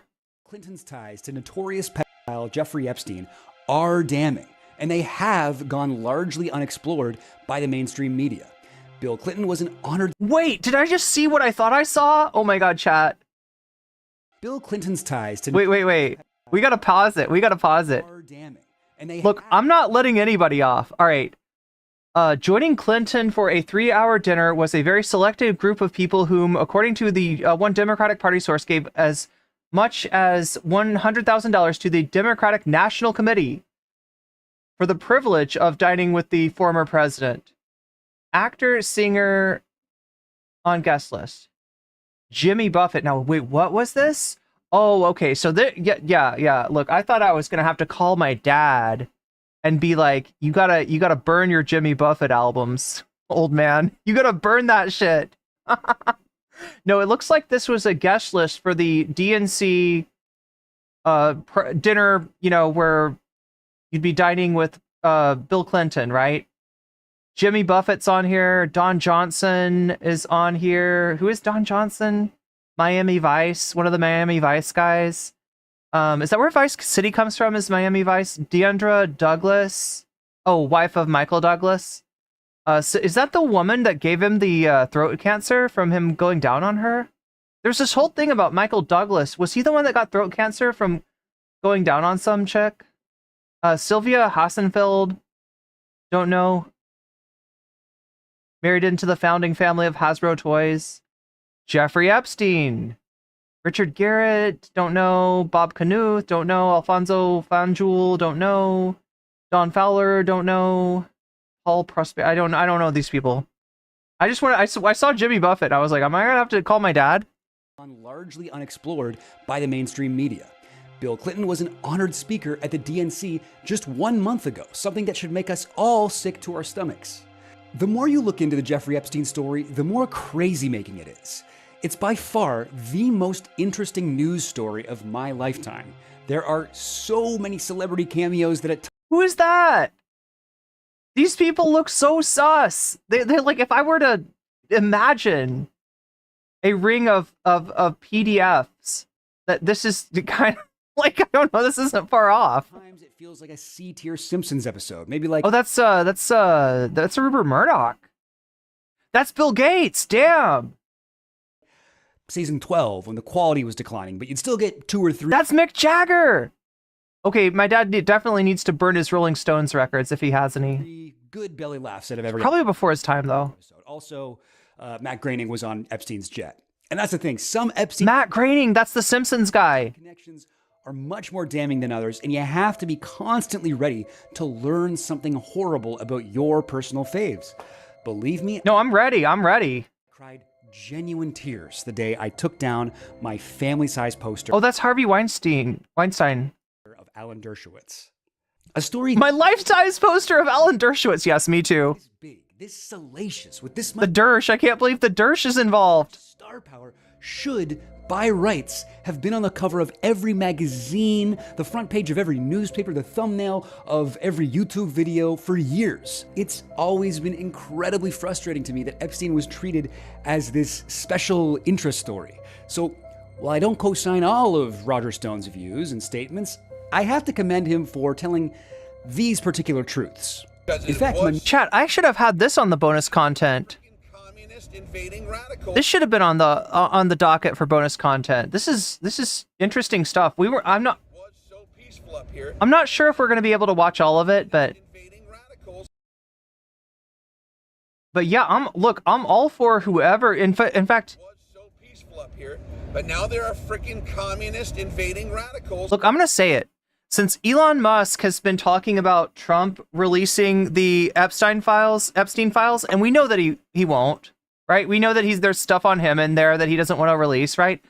I feel like Kamala Harris should do it. This should be such an easy thing. Look, the Democratic Party, like, right, they do have people that are maybe on these flight logs, like Bill Clinton being the first and foremost that comes to mind. If they want to earn the trust of the American people back, a great way to start would be to release the Epstein information. Main critique for Roger Stone and the whole Republican Party apparatus as a whole is that they should have played this up more for several glorious months. Approximately January 2015 to June 2015, the Clinton family's ties to Epstein were everywhere.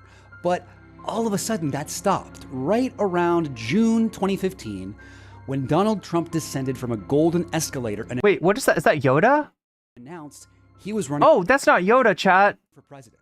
Now that's not Yoda. I think we all know why these people stopped. I really thought it was going to be Yoda. Talking about Jeffrey Epstein at the same time. It's because when Donald Trump announced his campaign, everyone got really busy working on it. Oh my God, chat. Oh my God. Do you see the piercing? Kind of forgot about this other big story. It's understandable. Hey, Roger Stone, if you're watching this, make sure you take your meds and keep hydrated, okay? That's from one ADHD king to another. So, allow me to pick up the slack here. Conservatives talk about Epstein to hurt the Democrats. Liberals talk about Epstein to hurt the Republicans. But me, well, I think the Democrats and the Republicans both suck. Yes. The only reason I'm talking about Epstein right before an election is because I think it might get my channel a lot of views. And that's how you know you can trust me. So, I'm going to go over all the connections between Epstein and Trump I thought were worthy of your time. No bullshit, no unsighted sources. Brian Evans, do you have secret access to these files? Why don't you release them? Brian Evans is acting like he's seen these files. Right? They asked Trump if he'd release them. He started to say yes, but then he was like, oh no, I think there's a lot of fake stuff. There's a lot of fake stuff in that world, in that realm, right? And then Elon brought it up with Tucker, right? So there's files that we haven't seen. And Brian Evans is in my chat acting like he's seen them. Brian Evans, are you Q? Do you have Q clearance? Are you a deep state agent? Do you have some kind of special job in the government? Do you live in Langley, Virginia? Like, what's your deal? What is your special insight to know that Trump is not on the Epstein files that we haven't fucking seen? We haven't seen them. That's what's interesting about them. If we had seen them, then we'd be looking at them and seeing, who's on them and who's not. Unfortunately, we don't have access to that. No wild speculation, at least not until the final part of this video where I will finally tell you my opinion. I've got receipts for everything. I've got photos, videos, sworn testimony. Some of the evidence makes Trump look bad. Some of the evidence makes Trump look good, and I will show you both kinds. So, if it's possible... Oh my God, he's really going for those views, right? He's going to drag the Trump fans along too. Try to put aside whatever foregone conclusion you were hoping to draw here. He's just not. Oh my God. Do you see what's happening in chat? You see the Trump fans come in here with an almost religious belief that their guy could not be involved in any of this. Whereas I, representing the other side of politics, am all for everything about Bill Clinton or any other Democratic Party figure, any other figure of the left. Hell, if they got Noam Chomsky on there, I want to know. I want to know. I am not like a Trump dick rider, like with this quasi-religious assuredness that Trump could have never done. He can't be involved. No, there's no way. It's all in with fresh eyes. Look, I don't have any special insight, unlike the chatter that I was talking to earlier. I don't work in Langley. I don't have Q clearance. I don't know, You know, I haven't seen the files, if they're, you know, whatever files that exist, I haven't seen. But what I will say is that Trump acts weird as fuck when this stuff gets brought up, right? When Fox News asked him about this stuff, he started off saying, yes, of course, we'll look into we'll release the Epstein files. And he's like, no, those files, not those files, though. Like, they're asking him, JFK. He's like, yes, aliens, yes, you know, this conspiracy theory, that conspiracy theory. Yes, we'll release all the files. Then Epstein comes up. He starts to say yes. But now there are freaking communist invading radicals. And then he changes his mind mid-sentence. And says, no, not that one, though. Not that. We're not going to release the Epstein stuff. Yeah, there's something going on between... And, you know, like, what, again, like, I guess the bromance here is where he'll broach the, so Trump had a relationship with Jeffrey Epstein. The one thing that we can say for sure is that they knew each other, and they seemed to be friendly. But I will also say that Epstein knew other figures, other political figures as well, Bill Clinton being the first and foremost, and seemed to be friendly with them. So I want to see all this evidence. I want to see every single thing that's in here. I want to know it all. I don't care what political side they're on. In an open mind, because believe me, there is so much more here. Kyle Kulinski actually reported that Noam Chomsky, that's what I mean, Tiki Dragon. Yeah, if Noam Chomsky was on that list, I want to know that too. And that one quote about how, you know, some of them on the younger side. Bill Clinton has a portrait of him. No, Epstein, you mean, has a portrait of Bill Clinton in a dress. Yeah. There's some other weird stuff too. There's some other weird stuff that I saw going on as well, right? George W. Bush Epstein had a picture of George W. Bush. Now, I haven't verified this yet, but he's sitting on the floor in front of two, like, block towers. You know, like how little kids play with blocks? And he's built towers out of blocks. And he's got two paper airplanes. And the towers are knocked down, right? So you can kind of see what that picture sort of implies. And so, yeah, he's something about George W. Bush, too. The Goblin! But first, for the Epstein noobs out there, a crash course in Jeffrey Epstein. The Epstein rabbit hole is deep, and I recommend you do some digging on your own, but here's the bare bones of what you need to know for this video.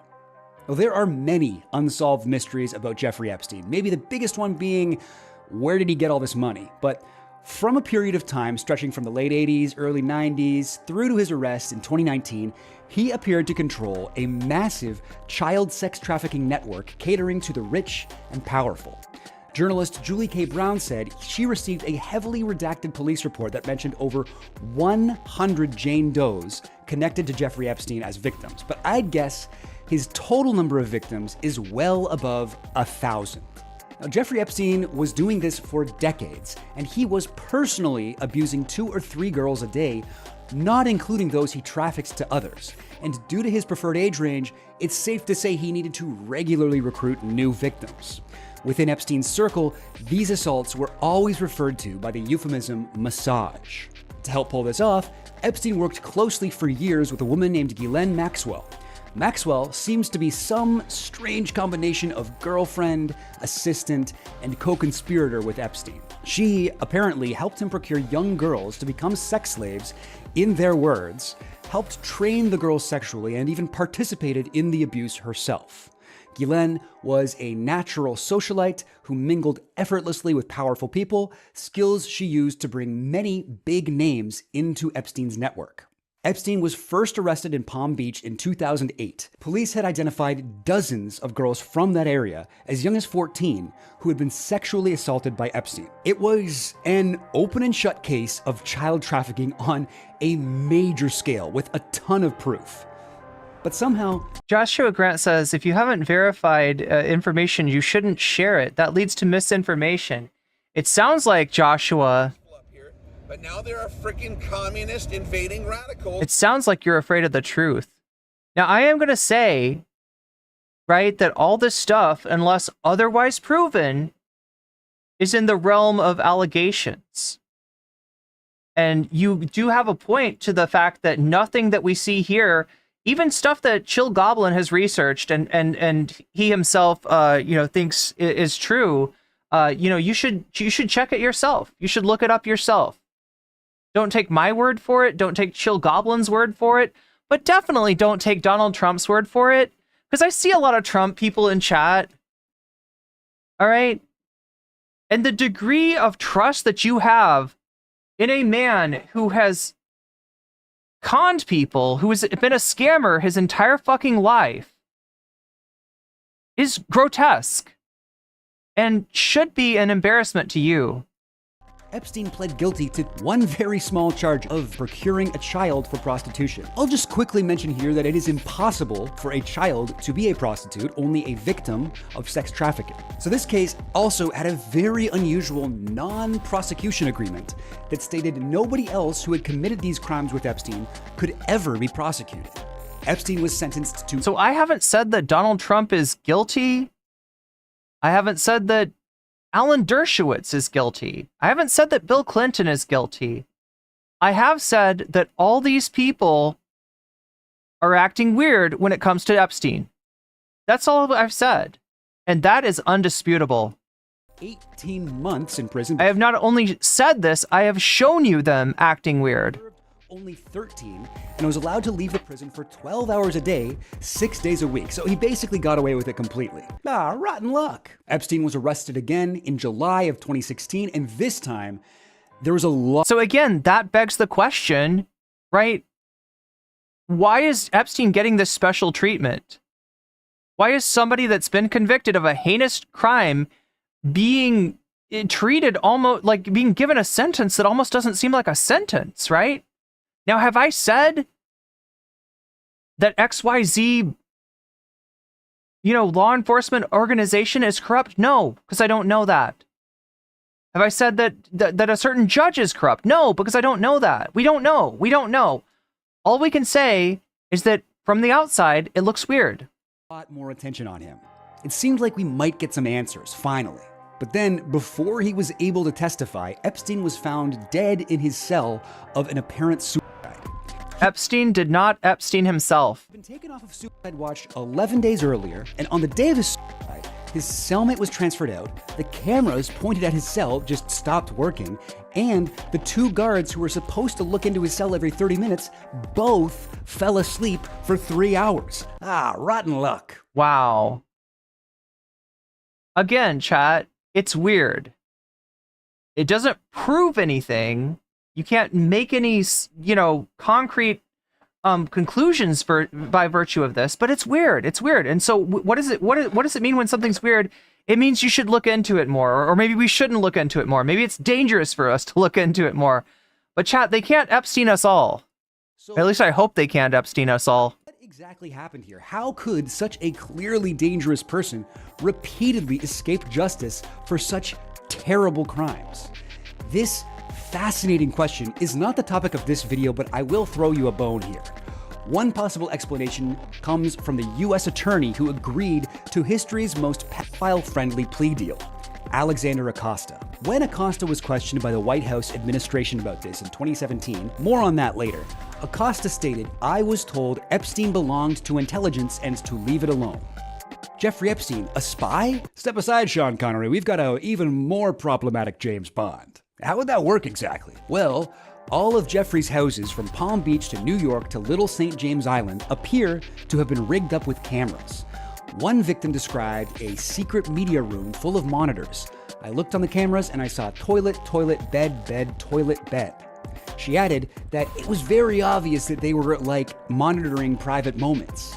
When the FBI raided Epstein's New York mansion, they found a locked safe that contained CDs with titles like Young, Name.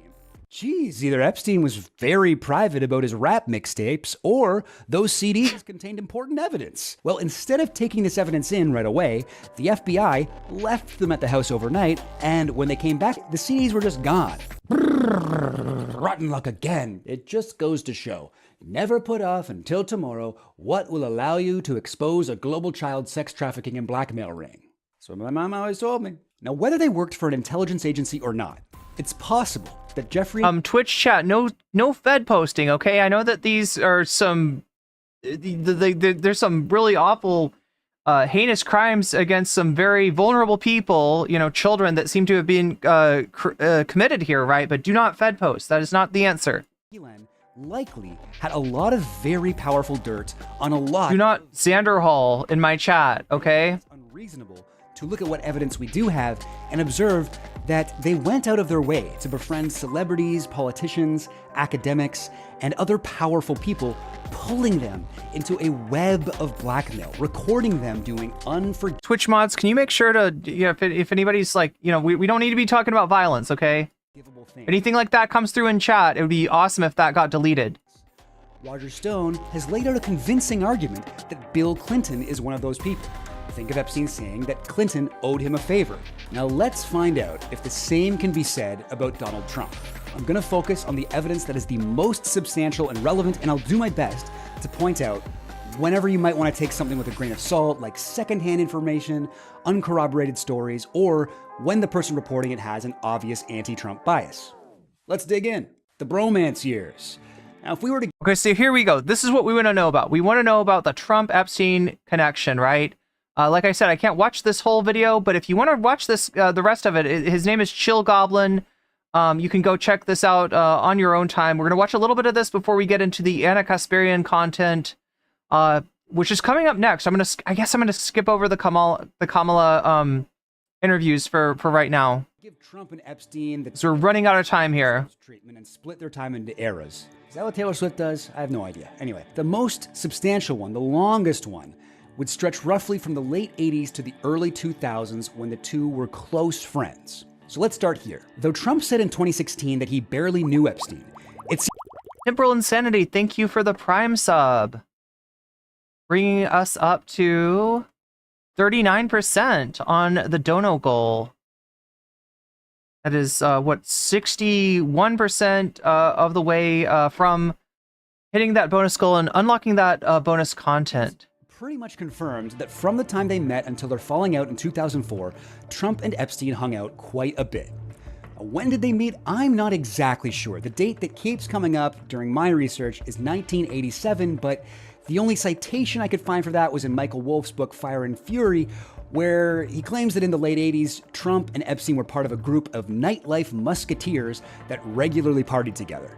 The only way I could get specifically 1987 as the start date was that Trump said in 2002 he'd been friends with Epstein for 15 years. So you do the math there, that's 1987. Okay, also, could you not make Epstein look like Mo Sislak, please? Look, Mo Sislak did nothing wrong. We don't need to as far as I know, Mo Sislak was not on the flight list, okay? Consider Michael Wolff a reliable source at all, and Trump randomly tossing off 15 years during an interview? Yeah, who is Michael Wolff? Isn't exactly solid evidence. It's possible they were both involved in the world of New York real estate at this time, but if anyone has anything more substantial that points to 1987, please let me know in the comments. I'd love to nail this down somehow. But in 1988, here are 4 photos of Trump at a party on the Lady Ghislaine, the name of a yacht owned by Ghislaine Maxwell's father, Robert Maxwell. Now, the Lady Ghislaine, okay. Photos, it doesn't look like Epstein or Ghislaine Maxwell were present, but at the very least, we can say that these represent the earliest photo evidence we have of Trump being in the same circles as Epstein. Now, the 90s are where we start to see real evidence of a connection. So, in 1990, Epstein buys a house just 1.6 miles from Trump's resort, Mar-a-Lago, about a 5-minute drive away. Now, at this point, both Trump and Epstein own their 2 main properties in New York and Palm Beach, Florida. They spent a lot of time in those 2 cities. Trump has claimed Epstein was never a member of Mar-a-Lago, though as we'll see, Epstein spends a lot of time there anyway. And this lines up with a claim from James Patterson's Epstein book Filthy Rich, which states Jeffrey was not a member of Trump's club at this point, but he was given... Lady Badash says Michael Wolff is a regularly confused with Michael Klein. Okay. An unlimited use of the facility. But not the same person, apparently. Due to Ghislaine's friendship with Donald Trump. By the way, anytime I reference Filthy Rich, keep in mind that James Patterson has written several presidential crime thrillers with Bill Clinton. It always blows my mind that probably the most widely read Epstein thing is this airport book by Bill Clinton's pal. Seriously, Bill Clinton? BCAT K, thank you for the for the Twitch Prime sub. Temporal Insanity and BCAT K, you got a hype train started. So chat, what that means for you, if you're watching me on Twitch, if you have any intention to get yourself a sub, which gets you out of the top of the hour ad break, now is the time to do it, because not only will you get out of the ad break, but you'll also potentially earn extra emotes for all of chat, and they'll be very grateful to you. So anybody that's thinking about donating bits or signing up as a sub or gifting subs, right? This is the time to do it, right? Twitch rewards you if you all do it like at the same time. So you've got, what does it say? Oh my God, there's an ad break right now. You've got 4 minutes left. You got 4 minutes to make that happen. So see if you could advance that hype train. If you do, you earn extra emotes. Now, another book, The Grifters Club, claims... Making a reference. Oh, nice. I didn't even catch that. Michael Wolff and Michael Klein. I get it. It's like a doppelganger reference. I get it, Lady Badash. That's clever. That the authors were given access to internal Mar-a-Lago records, and it appears that Epstein was a member of Mar-a-Lago all the way until 2007. Either way... So Mar-a-Lago, I guess, sort of functions as a country club? Is that what being a member of Mar-a-Lago? I'm a little bit confused, because it's like, it's Trump's home, but it's also a private club, like a country club. There's like golf. There's, I don't know. People go over there and they I think they eat. Shakespeare with the 100 bits for denial box, that puts that up to 6%. Remember, let me know when you're donating which of the topics of the day, which of the bonus content topics you want to see, and I will put your money where your mouth is and actually add your donation as a percentage to the topic of your choice. Remember, you can also vote on those on the main YouTube stream, not the short stream, but the other stream. 1992 Mar-a-Lago party is the... Shakespeare tells me there are also houses and condos there. So wait, what? People like rent them like vacation shares? Of the earliest footage we have of Trump... Oh no, please, the music. I'm scared of getting shit canned for... I'm always afraid that, like, you know, that sometimes YouTubers have licenses and they'll put licensed music in, and their license, you know, works for them. They don't have to, they don't get in trouble for it, but I do. Hey look, Elon's there too. There's Elon. They're in the back. What a couple of weird dudes. Oh, dang. Now, 2 more events from 1992, both secondhand sources, so maybe not as reliable as photos or video. Melanie S. Walker, who would later become a top advisor to the World Bank and the Gates Foundation, and was the person who introduced Jeffrey Epstein to Bill Gates. She first met Jeffrey Epstein at a party at the Trump-owned Plaza Hotel. She says Epstein was there with Donald Trump. Epstein offered her a modeling contract. Finally, here's the grossest connection so far, but believe me, it will get grosser. Businessman George Irene claims he helped organize a Calendar Girl competition-themed VIP party at Mar-a-Lago. He invited 28 young models. The only 2 other attendees were Donald Trump and Jeffrey Epstein. 28-2 is an insane entertainer to audience. But when we say young models, what do we mean? Are we talking about 18-year-olds? Are we talking about younger than 18? What does that mean? And I say that as someone who's produced some wildly unsuccessful comedy shows. Moving right along to January of 1993, and we've got another photo of Trump, Eric, and Ivanka photographed with Epstein at the grand opening of the Manhattan Harley-Davidson Cafe. April 26th, 1993, we have the first time Trump appeared on the flight logs for Jeffrey Epstein's Boeing 727-200. Okay, so there we go. Now, chat, this is a subject of some confusion, and I can tell there's some Trump fans in my short chat right now furiously typing that this is fake news because Donald Trump was not on the flight logs. Now, what you're thinking of is the flight logs for the Lolita Express, for, you know, specifically going to Little St. James Island, right? And this is another plane. It's a Jeffrey Epstein plane, but I don't think it's the Lolita Express. Now popularly known as the... Oh, wait, what? No. I'm sorry, I misspoke. Trump appears on Lolita Express flight logs for the first time. So what's the difference that they weren't maybe going to Little St. James Island?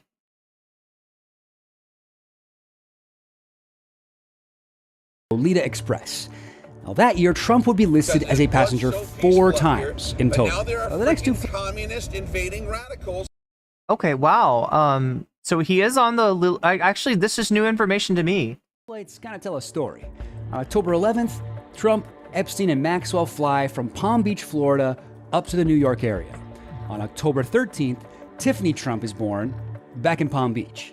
Then on October 17th, Trump, Epstein, and Maxwell fly again from Palm Beach to the New York. Okay, so this is, yeah, Palm Beach to New Jersey, right?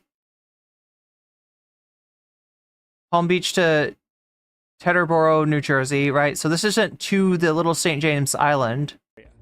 Looks like Trump, Epstein, and Maxwell were doing something together in New York, but Trump was just like, I better go make an appearance at my daughter's birth. We'll come back here later, but I should check in. In December 1993, at Trump and Marla Maples' wedding at the Plaza Hotel in New York, David Jones snapped this photo of a man who looks a lot like Epstein. Is it him? I can't be 100% sure, but I will say it would be a very on-brand move for Epstein to wear jeans to a wedding. Those might be white pants. If they're white pants, that might be a bit too dressy for Epstein. In May of 1994, flight logs show Epstein, Trump, his wife Marla, baby Tiffany, and a nanny as passengers on the Lolita Express. In 2020, an anonymous victim of Epstein's made a civil filing against Epstein's estate. In the Jane Doe's deposition, she described meeting Donald Trump at Mar-a-Lago in 1994. Introducing 14-year-old Doe to Donald Trump, Epstein elbowed Trump playfully, asking him, referring to Doe, "This is a good one, right?" Trump smiled and nodded in agreement. They both chuckled, and Doe felt uncomfortable, but at the time was too young to understand why. Okay, ugh. Here's a nice photo from January 1995 of Epstein and Maxwell at a Mar-a-Lago party. No Trump, though. It seems that Trump was still hanging out with Jeffrey that year, as we can see from this August 1995 flight log showing Epstein, Donald, and Eric Trump flying on Epstein's plane together. There are also claims connecting Trump and Epstein around this time made by Epstein victim Maria Farmer. Now, Maria Farmer is an incredibly admirable and brave person. She was the very first. So why is she getting drawn as a goblin? Victim of Epstein's to go to the authorities, and I'm sure you can imagine knowing how rich. Okay, so just for those keeping track at home, this is Chill Goblin, so I guess being drawn as a goblin doesn't necessarily mean you're a bad person. We have had a goblin, what do we have? We've had a goblin Roger Stone, we've had a goblin Donald Trump, we've had a goblin Jeffrey Epstein, but people maybe that did nothing wrong are also getting goblinified. They're becoming short-stacked goblins. Connected and ruthless Epstein was, that couldn't have been easy. When the police and the FBI completely failed to help her, she basically created her own witness protection program, uprooting her life, moving across the country. Roanoke, this is a long-ass video. And it goes through systematically. If you see the years 92, 91, right, it's a timeline. So he's taking you through the story, first of the connection between Trump and Epstein, the bromance years, as he calls them. Then there's another section called The Fallout, where I'm assuming that Jeffrey Epstein and Donald Trump will have a falling out.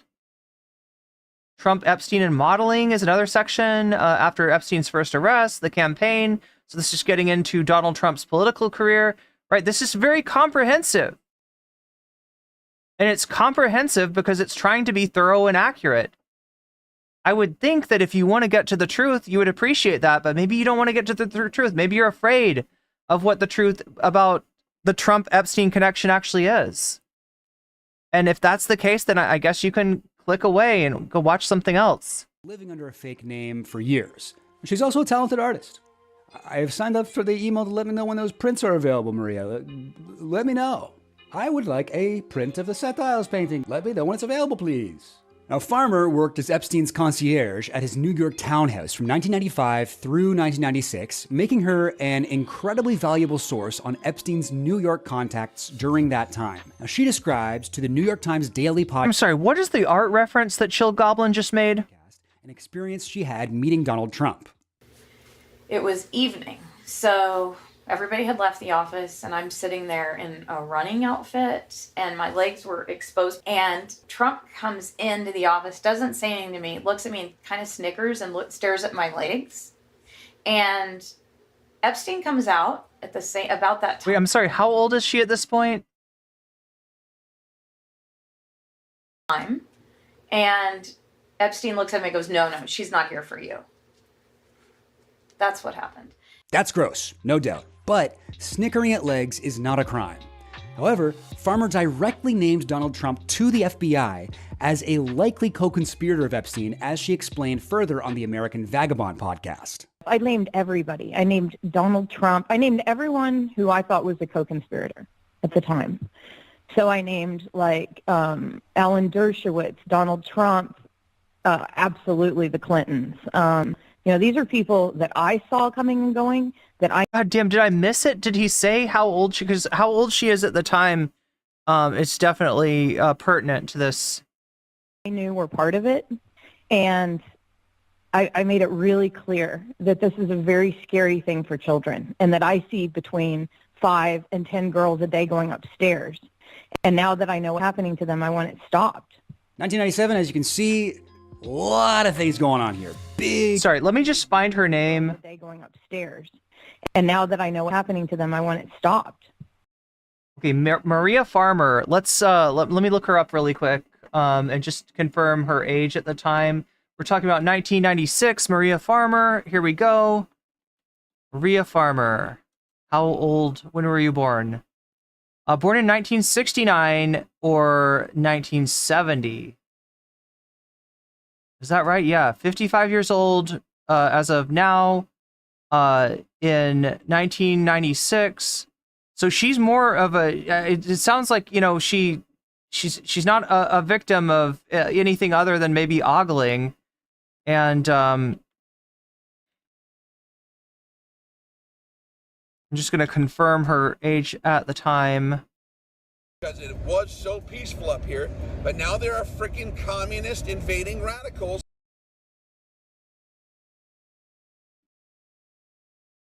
"26 years old. So this isn't about her being underage or her claiming any kind of assault or anything, but she's sort of maybe a witness to some stuff that she thought was potentially illegal.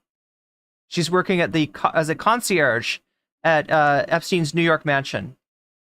1997, as you can see, a lot of things going on here. Big year for the Trump and Epstein bromance. Starting with January 5th, Trump is back on the Lolita Express flight logs.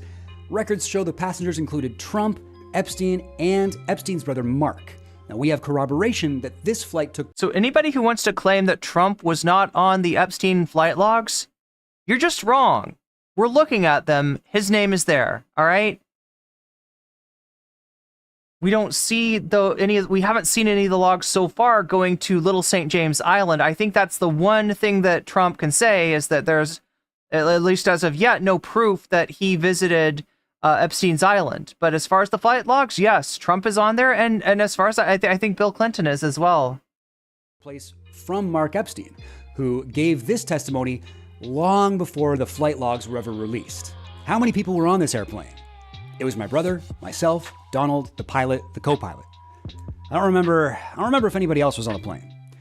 What was the purpose of Donald Trump riding on your brother's airplane? You'll have to ask Donald. I think he wanted to ride back to New York. What was your understanding of the relationship of Donald Trump and your brother? They were friends. He also said in an interview with the Washington Post, Mark Epstein said Trump flew on the plane numerous times, but said he was only present for one flight. They were good friends, Mark Epstein said. I know Trump is trying to distance himself, but they were. He added that Trump used to comp Epstein's mother and aunt at one of Trump's Atlantic City casino hotels. I just gotta point out, it's really funny how absolute chicken scratch shorthand writing in these flight logs all of a sudden becomes very... Okay, so let me read you the names. This is from a Newsweek article from 2021, right? Who flew on Jeffrey Epstein's Lolita... who flew on the... Sorry, I can't speak. The Lolita Express plane, right? We got Donald J. Trump. This is according to Newsweek, okay? Donald J. Trump, Bill Clinton, Kevin Spacey, Chris Tucker, Bill Gates, Prince Andrew, Robert F. Kennedy Jr., RFK Jr., violinist, Itzhak Perlman, if you've heard of Itzhak Perlman, U.S. Senator John Glenn, former astronaut as well, former Senate Majority Leader George Mitchell, I believe a Republican.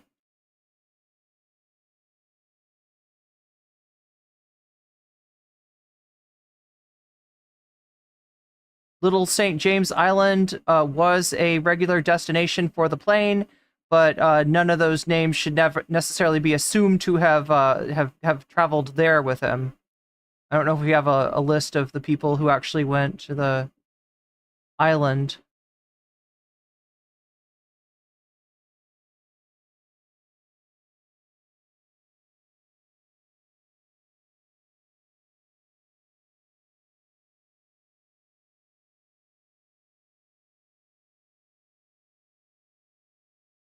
Eligible for people like Donald J. Trump or President William Clinton. It's like they're trying to... William Jefferson Clinton? Come on. People in the future find celebrities to cancel. 1997 was the year Trump separated from his second wife, Marla Maples. And just from his associations with Epstein and Maxwell, you'll notice it seems like he was really on the prowl around this time. And for Trump, famous appreciator of beautiful women, that meant going to a lot of modeling events and dating a lot of models. So in April of that year, Trump and Epstein were photographed at... Remember the time when Trump said if his daughter wasn't his daughter, he would date her? Yeah. Victoria's Secret Angels party. Epstein has a lot of suspicious and disturbing connections to Victoria's Secret owner Les Wexman, but I don't have time to get into all that here, so if I had to sum all of it up in just one sentence, it would be, "That motherfucker is guilty, Your Honor." Now, this photo and the caption is from James Patterson's book, Filthy Rich, and while I believe it does depict Trump and Epstein together, the caption is confusing. It's calling this woman a newly signed Trump model, but Trump didn't even open his modeling agency until 1999. James Patterson, sound off in the comments about what kind of pedophile time travel you think was happening here. Now, in May of 1997, we've got Maxwell and Katie Ford, who's the head of Ford Models, inside Trump's private New York apartment, apparently trying to make Nickelodeon slime green the hot new thing. Now, I have not been able to place this photo of Trump and Maxwell from the same year, but it might be from the same night, depending on whether or not Ghislaine had friends who told her to stop wearing this outfit. This video is about crimes that are slightly more serious than the ones Ghislaine commits against fashion. Fashion, yeah. I will try not to focus too much on things like Maxwell's proto-brat summer. Sex trafficking children. In October 1997, I've got another two photos that I'm pretty sure are from the same night. Now, we've got Trump and Ghislaine Maxwell at Ford Model's 50th anniversary on October 29th, 1997, and this one from Getty of Trump and Maxwell out on the town the same night. Their clothes look similar, Trump's tie is the same. You know, they look like they work at some kind of evil consulting firm, otherwise known as a consulting firm. In November of 1997, we got something I gotta say very sus. Now, Trump began dating 20-year-old English model Anushka DeGiorgio. Now, that part's fine. I'm not trying to start age gap discourse on a Jeffrey Epstein video. If you're dating someone over the age of 18, you get a pat on the back. But what makes this relationship suspicious is that Anushka DeGiorgio was one of Jeffrey Epstein's sex slaves, again, his words, and she was reportedly introduced to Trump by Ghislaine Maxwell. Check out this article from British tabloid The Sunday Press. Ow, sweet. Trump's Brit of all right. Side note here, what the hell does any of that mean? If that's a pun, I'm not picking up on either entendre. Pure Brit gibberish. So I believe that they're saying he's a bit of all right, which is a phrase in British English, which is a way to say, it's like a verbal pat on the back. You're a bit of all right, right? But when we're saying he's a Brit of all right, that I think that's the pun, right? I believe that sweet is also a pun, right? Sweet is... you know, how sweet, we usually would say S-W-E-E-T, right? This is sweet, like the suite of a hotel. So we're playing with that word as well as the word bit in our, there's a few too many puns for me, but again, British humor is its own thing. I won't pretend to understand. How sweet. Trump's Brit of all right. Nah, didn't make sense that way either. Someone British, please explain. I think it's supposed to be like a bit of all right. Several American millionaires already had their eye on Anushka. In it. But she was there with Robert Maxwell's daughter, Ghislaine, who has introduced several of her attractive friends to the property developer, Trump. After their meeting, Trump flew Madam Maxwell, emphasis on Madam, and the model south to the Sunshine State, where all three enjoyed a happy weekend together. When they returned to New York, Anushka was installed in one of Donald's many apartments there. Now, the part of this article that really jumps out to me, aside from saying that Anushka was installed in one of Trump's apartments like she's a chandelier, or referring to Marla as Trump's outgoing wife like he has women on a conveyor belt, the other part that jumps out to me is the line about how Ghislaine had introduced several of her attractive friends to Trump already. What does that refer to exactly? Is that just Ghislaine talking herself up to the press, trying to make herself seem more important? Maybe. Anushka would later become the first British woman to publicly allege her abuse at the hands of Jeffrey Epstein. In her words, Okay, so my best bet about this tabloid stuff is this, right? Trump was connected with a very famous tabloid called the National Enquirer, which actually was involved in the crimes that he was convicted of earlier this year in New York. And their role was to catch and keep. In other words, to buy the exclusive rights to, I believe, the Stormy Daniels story, and then to sit on the story. So in other words, they pay her for the exclusive rights as if they're going to publicize the story, and then they never do, as a favor, or, you know, maybe even transactional exchange with Donald Trump, right? So Trump is good friends with the editor of the Enquirer. Now, the reason that this probably took place is that both British and American tabloids would write about celebrities and talk about salacious stories, right? Of like the, you know, their who they were dating, who they might have had sex with, if there was an affair, stuff like this, right? They were very interested. Those are the kind of stories they really like. If you're Donald Trump, and you recognize, as we all know Trump does, that all press is good press, and that, you know, if you want to get famous, maybe the way to start is to be talked about in the New York tabloid scene of like, ooh, who's Donald Trump dating now? Ooh, he's been seen with very many attractive young models, right? Like, it seems to me like Donald Trump actually wanted to be talked about like that, wanted to be presented as a millionaire playboy, because, you know, at the beginning of his career, he wasn't all that famous. He had, you know, he had money, he had connections, he had this, he had that, but he didn't have the fame. And part of the way that he got the fame was through publicity, through, or, you know, so in other words, if you're the Enquirer, you want to write stories about rich and famous people hooking up, and you've got a rich and famous person that's like, I like to hook up. Do you want to do a story about me? That's kind of gold, because a lot of these people will fight back. Some of these people will sue you. Donald Trump is somebody who wants to be talked about as a millionaire playboy, and a millionaire playboy is a story that will sell copies of the National Enquirer. Hence, you get the, you know, you get maybe a bit of the quid pro quo. That's my understanding of Donald Trump's relationship, and I'm assuming maybe Jeffrey Epstein's as well relationship to the tabloids. When I was introduced to Jeffrey Epstein, I was young, full of hope and foolishness of a teenager. Jeffrey Epstein manipulated me, coerced me, and abused me. He cannot begin to fathom what he did to us. So, while this all seems very strange, let me put here that even after bravely speaking out about Epstein's abuse, Anushka has always spoken completely positively about Donald Trump. In 2004, she said, I met Donald Trump in New York at a Bulgari party, we chatted, and I was genuinely flattered. And in 2008, we're friends now, and I attended his wedding. He's adorable, he's been so kind to me, he's such a generous, spirited person. Weird. I don't have a specific date for this next picture, but here's Trump and Epstein. Getty Images just says this was 1997 at Mar-a-Lago. In May of 1997, The New Yorker publishes a Trump puff piece where author Mark Singer casually mentions flying on Trump's plane with Ghislaine Maxwell. Extremely casually, actually. The most direct, but not exactly the most serene way to travel to Mar-a-Lago, I discovered one weekend not long ago, is aboard Trump's 727. My fellow passengers included... Wait a minute, I'm sorry, what's going on in that picture? Anybody want to explain this picture to me?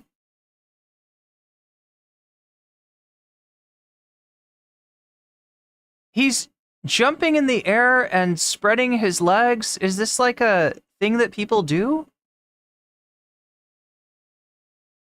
Is this like an 80s thing? And Maxwell, the daughter of the late publishing tycoon and inadequate swimmer. Oh no, this looks like 70s. This looks like a picture. I mean, is this what he, like he's dressed like it's the 70s, but article comes out in 97. I don't know when this picture's from. Robert Maxwell. What a fun way to refer to the suspicious circumstances around Robert Maxwell's death by drowning. No shade, Mark. I'm just throwing stones from my glass house over here, trying to be funny in a Jeffrey Epstein video. I get it. Wait, Robert Maxwell being the father of Ghislaine Maxwell. Moving on then to 1998.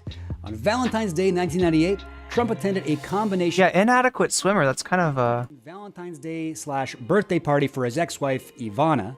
He brought along with him his girlfriend at the time, Norwegian heiress, Chelina Middelfart. Chelina Middelfart, stop laughing, that's... Middelfart. Yeah, I mean, it's a Norwegian name. It doesn't mean fart. Extremely Ouija-phobic. Chelina has never spoken about her ties to Epstein, but she is listed on the Lolita Express flight logs. Like, I'm guessing just from my knowledge of language that it's like, has something to do with travel or a journey or... 16 times between August 1996 and November 1997. Epstein and Middelfart... The meaning of the name. Were also photographed together at Mar-a-Lago parties on 2 separate occasions. This is them at Mar-a-Lago in 1995, and this one from February 1997, also at Mar-a-Lago, Chelina is shown kissing Epstein. Finally, here they are at an art gallery in November of 1997, just 3 months before Chelina became Trump's Valentine. What do we have here? 2 old farts, and right in the center, a middle fart. What's going on? Now, I need to try and couch this next part as much as possible because we don't have confirmation at all, but the best I can guess, it's unlikely that Chelina was being trafficked by Epstein. The earliest association they have is in 1995, when she would have been 22, well over the age Epstein preferred for his sex slaves. She also comes from a wealthy family, and most, but not all, of Epstein's victims were from families who struggled financially. My theory is that Epstein was dating Chelina for access to her wealth and power. Either that, or he was in love. That might actually be the case. Somebody actually tracked down Jeffrey Epstein's genuine Spotify account, and in between playlists with names like Me Likey Now and Pitbull, there was... Me Likey Now? Is that him trying to be patois? Chelina. Now, looking through the Chelina songs, okay, the 2 Adele songs tell me Epstein was down bad. The 20 David Guetta songs tell me... David Guetta, wow. Actually, I don't know what to think with that. These are the I feel like a lot of songs turn out to be David Guetta when you look them up. Epstein lists that nobody wants to talk about. The Epstein playlists. What do you have to say for yourself, Pitbull? Misspelling Broadway? Also, goddamn, Epstein cannot type for shit. At the very least, I think we can say that Epstein and Middelfart Gossip Hell had a very close relationship. So I guess it's just interesting that yet another woman from Epstein's orbit found her way. The class element is so dark. He preyed on girls from poor broken homes like Dracula, abducting peasant girls for his castle. Yeah. Just 3 months after Chelina's last appearance on Epstein's flight logs and last photo with Epstein. Now, Chelina and Trump continued to be an item, at least according to tabloid speculation, until around September of 1998 when Trump met future First Lady Melania at a New York party. According to a New Yorker profile of Melania Trump, Trump brought Middelfart as his date to the party where he met Melania. Again, no confirmation on any of this from Middelfart herself. On this entire topic, she's been silent, but deadly. Go on now. We like to have fun over here. But let's move to Trump meeting Melania at the Kit Kat Club in New York. Now, there is a chance that Melania was also connected to Trump by Epstein. Elon and Epstein reportedly both claimed to have introduced them. I cannot find any direct evidence of this, and it's not at all hard to believe that this was something they made up, again, to sound important.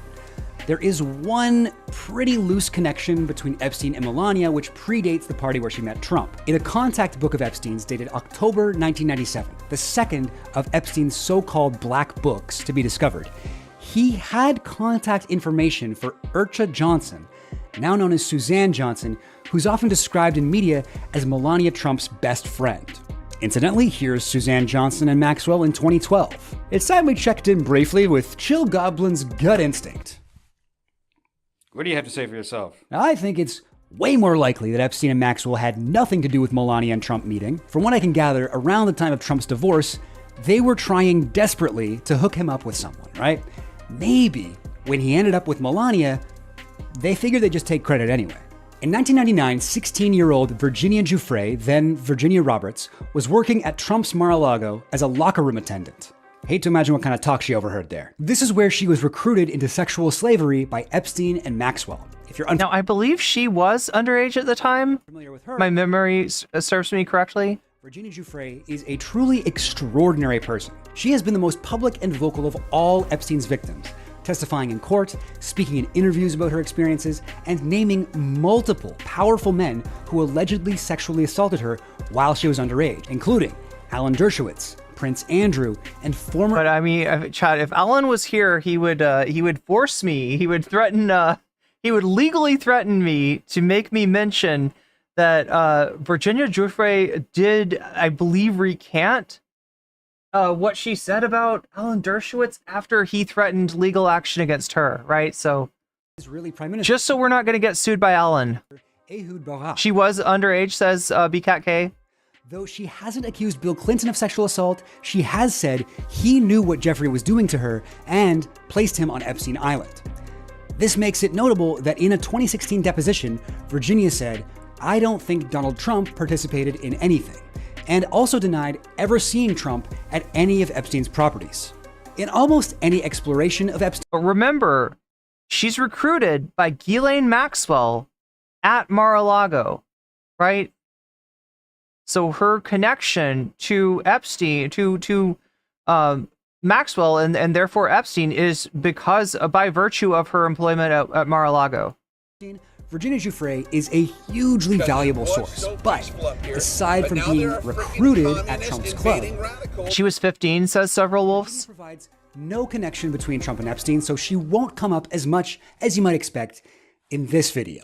Moving on to the year 2000. In February, we've got a photo of Trump. Again, the connection between Virginia Giuffre to Epstein and Trump is through Maxwell, right? Is through her employment with Trump at Mar-a-Lago and her recruitment there, ostensibly, from what I understand, while massaging. She was working. She was like a massage. I'm not. She was a massage practitioner. Let's just put it that way, at Mar-a-Lago, and massaged, I think, Maxwell, who then recruited her. Epstein, Melania, and Maxwell hanging out at another Mar-a-Lago party. Maxwell showed up to the party looking like a denim cigar lounge lampshade. Royal nonce Prince Andrew was also in attendance that night, who Trump will later claim not to know. In March of 2000, Maximum Golf magazine published an article about Trump. Was that Adam Sandler? By Michael Corcoran, mentioning that he flew on Trump's private jet with Trump and Ghislaine Maxwell. In 2019, the same reporter would say in an interview with the Daily Mail that he vividly remembered Maxwell, Epstein, and a young girl turning up late to board Trump's plane. Jeffrey Epstein, Ghislaine Maxwell, and the girl in question were late for the appointed takeoff time, which is why I remember it so well. Trump was extremely angry about that. He was screaming, "Never be late for someone else's plane. That's the #1 rule." But he liked him enough to wait. What I do remember thinking about the girl, though, is that she was pretty, attractive. Droid Clone says correlation doesn't mean causation. Droid Clone, were we talking about research? Were we talking about a study? What do you mean correlation and causation? Where does that come in? She was of an indeterminate age, though I realized she was young. I thought she could be anywhere from 15 to 20. She wore noticeable makeup and had obviously spent time prepping to look nice for the flight. Ooh, okay. In September of 2000, here's Maxwell and Trump sitting front row at Anon John's fashion show. And here's another few pictures of them throughout the night. So they weren't just photographed by chance together, they were hanging out all night long. By the way, Anon John, a celebrity fashion designer and friend of Trump's, is also a convicted sex offender who took advantage of girls he promised modeling contracts to. Anyway, that's not really relevant, just weird that Trump knows so many of these people. Moving on to October 2000, here's Trump, Melania, and Maxwell at Heidi Klum's Hookers and Pimps party. Not sure why Maxwell felt the need to wear a costume to this when she could have just gone as herself. Oh, the joke is because she's a madam. Okay. There's one more connection from the year 2000. Lady Victoria, a British socialite, while appearing on Good Morning Britain in 2019 to defend Prince Andrew's Epstein connections, talked about a dinner party she attended in 2000 with Trump and Epstein. You had an extraordinary dinner, I think, in London, didn't you? Where Donald Trump was there, and Epstein, and Tinderkin says, well-dressed, gross people. Yep. Prince Andrew, and Bill Clinton. That dinner party. And they were sort of... Just because she was at Trump's place of work and was recruited doesn't mean that Trump was in on it. So if I have a country club and I hire massage therapists who are, for some reason, underage, okay, but, you know, it's for massage, so... And then one of my employees is recruited for the personal... Do I really have nothing to worry about? Like, it's not my fault, you know? I just have a country club. And Ghislaine Maxwell is a member, and Jeffrey Epstein is a member, and oh, well, one of my underage employees was, came to harm, because of you know, meeting Ghislaine Maxwell. Like, I should just feel great about that. I should be like, yeah, no, totally, that's... Yeah. I didn't do anything wrong. How many people were there? Not... Like, I gotta ask you in all seriousness, all right? In all seriousness, Droid Clone, how many PDFs does Trump have to be surrounded by in order for you to say that the motherfucker is sus? Many, I would say probably about 14 people, maybe. 14 people, and that includes President Bill Clinton, President now Donald Trump, Jeffrey Epstein, and Prince Andrew. I mean, that's an extraordinary dinner party for a young model like you to have attended. What was it like, that dinner? It was, yeah, I mean, I remember it. It was What were you there for, do you think? What was your purpose of being there as a guest? I guess I was there to look pretty, you know. How did they all... Tinderkin says, did they teach massage therapy in high school? Not to my knowledge. It's I mean, it depends on the state that you're in, but the licensing can be pretty extensive. Interact with Epstein. How did Trump, Clinton, and Prince Andrew interact with him? Everyone was very, very pally with him, you know. He was a very well-liked guy. Like, you could see that, you know, the sort of the chemistry between him and all these other powerful people. Like, it was like there was close bonds. You could see that. Let's fast forward here to October of 2002.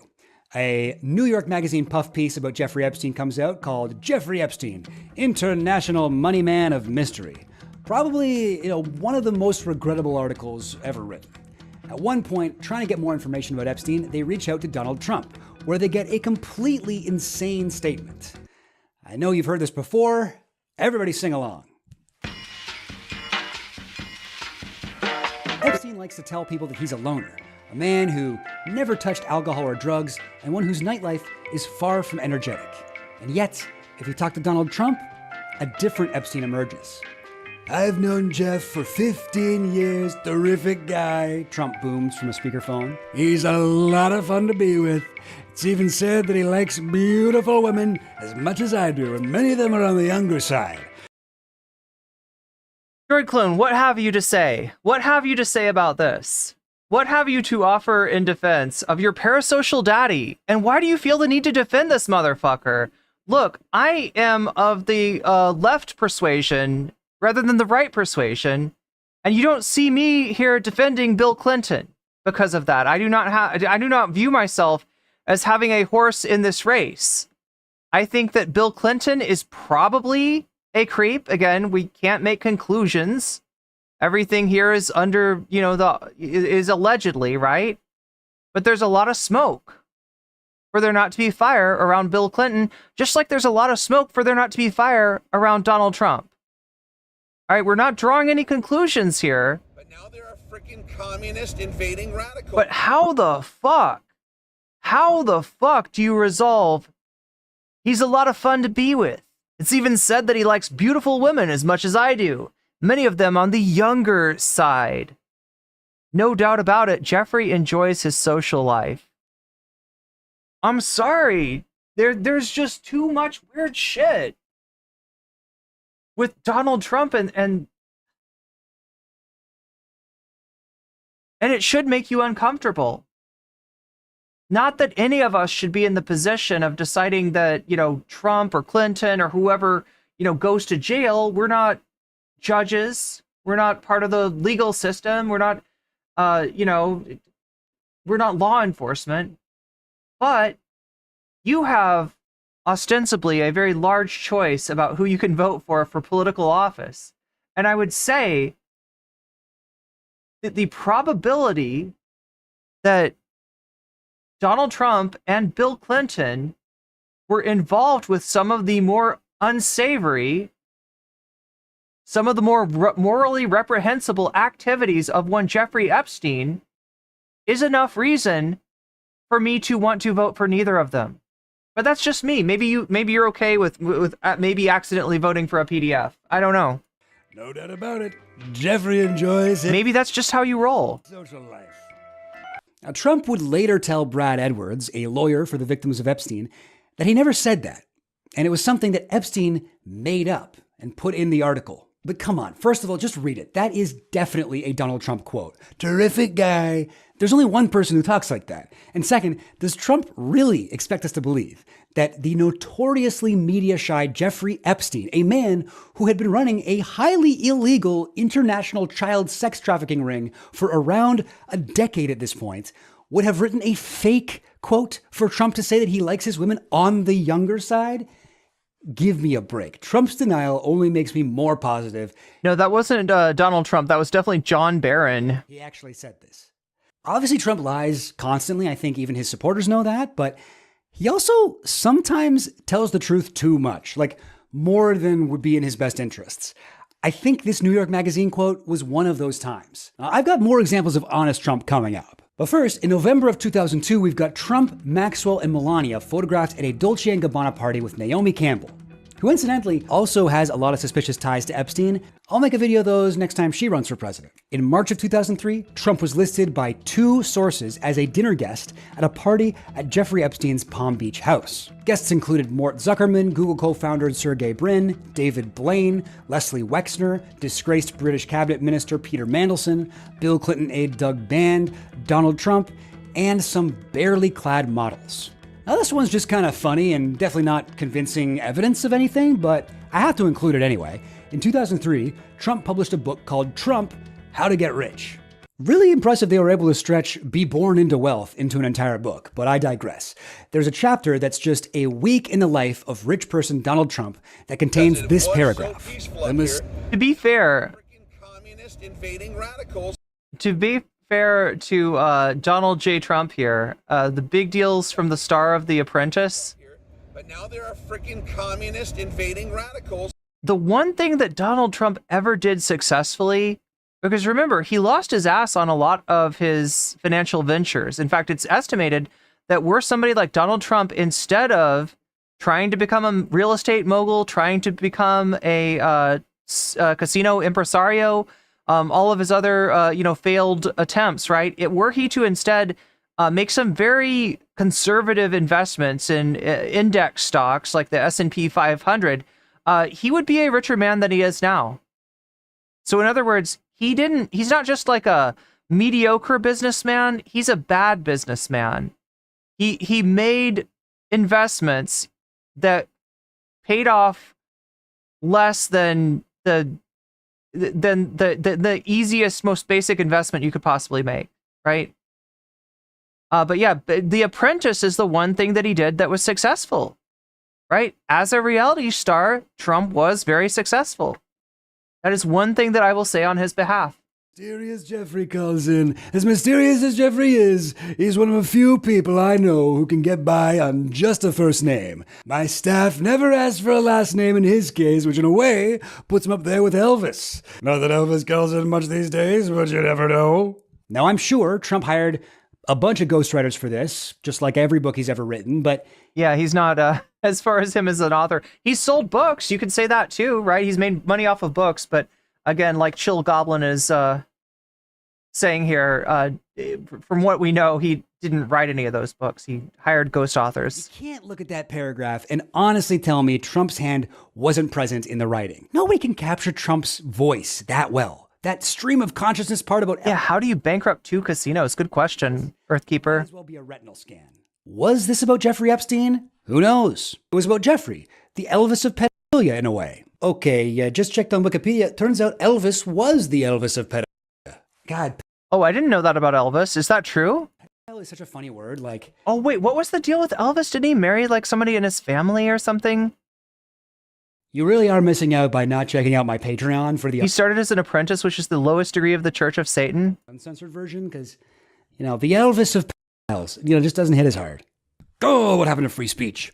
In 2012, Epstein's former butler, Alfredo Rodriguez, tried to sell a copy of Epstein's address book. He'd gone through and put a circle around some of the names, supposedly to identify them as potential material witnesses to Epstein's crimes. One of these circled names was Donald Trump. Rodriguez had been an employee of Epstein's from late 2004 to early 2005, so this book would have been from right around the end of Epstein and Trump's friendship, by which time Epstein had collected at least 17 different ways to get in touch, not including other members of Trump's family. 17. Seems like maybe the amount of numbers someone might have who was on a first-name basis with Mar-a-Lago staff?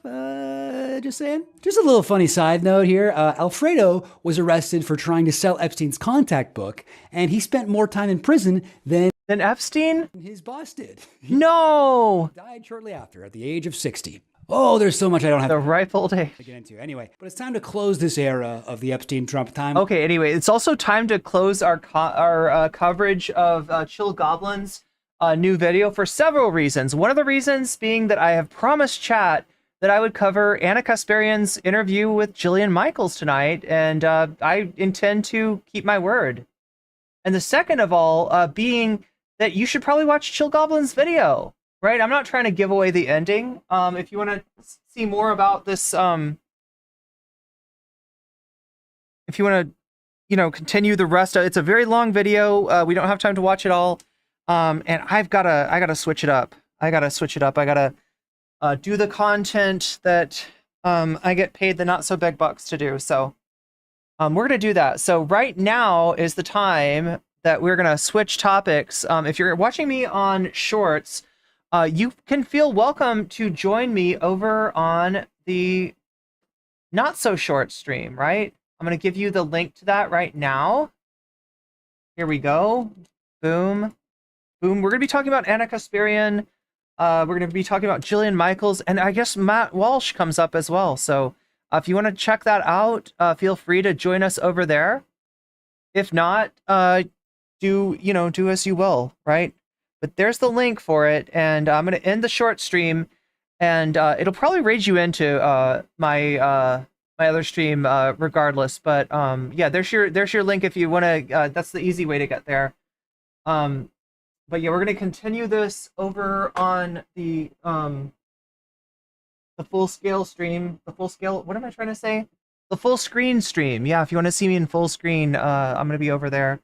We're going to be talking about the latest Anna Kasparian drama. So join me over there for that.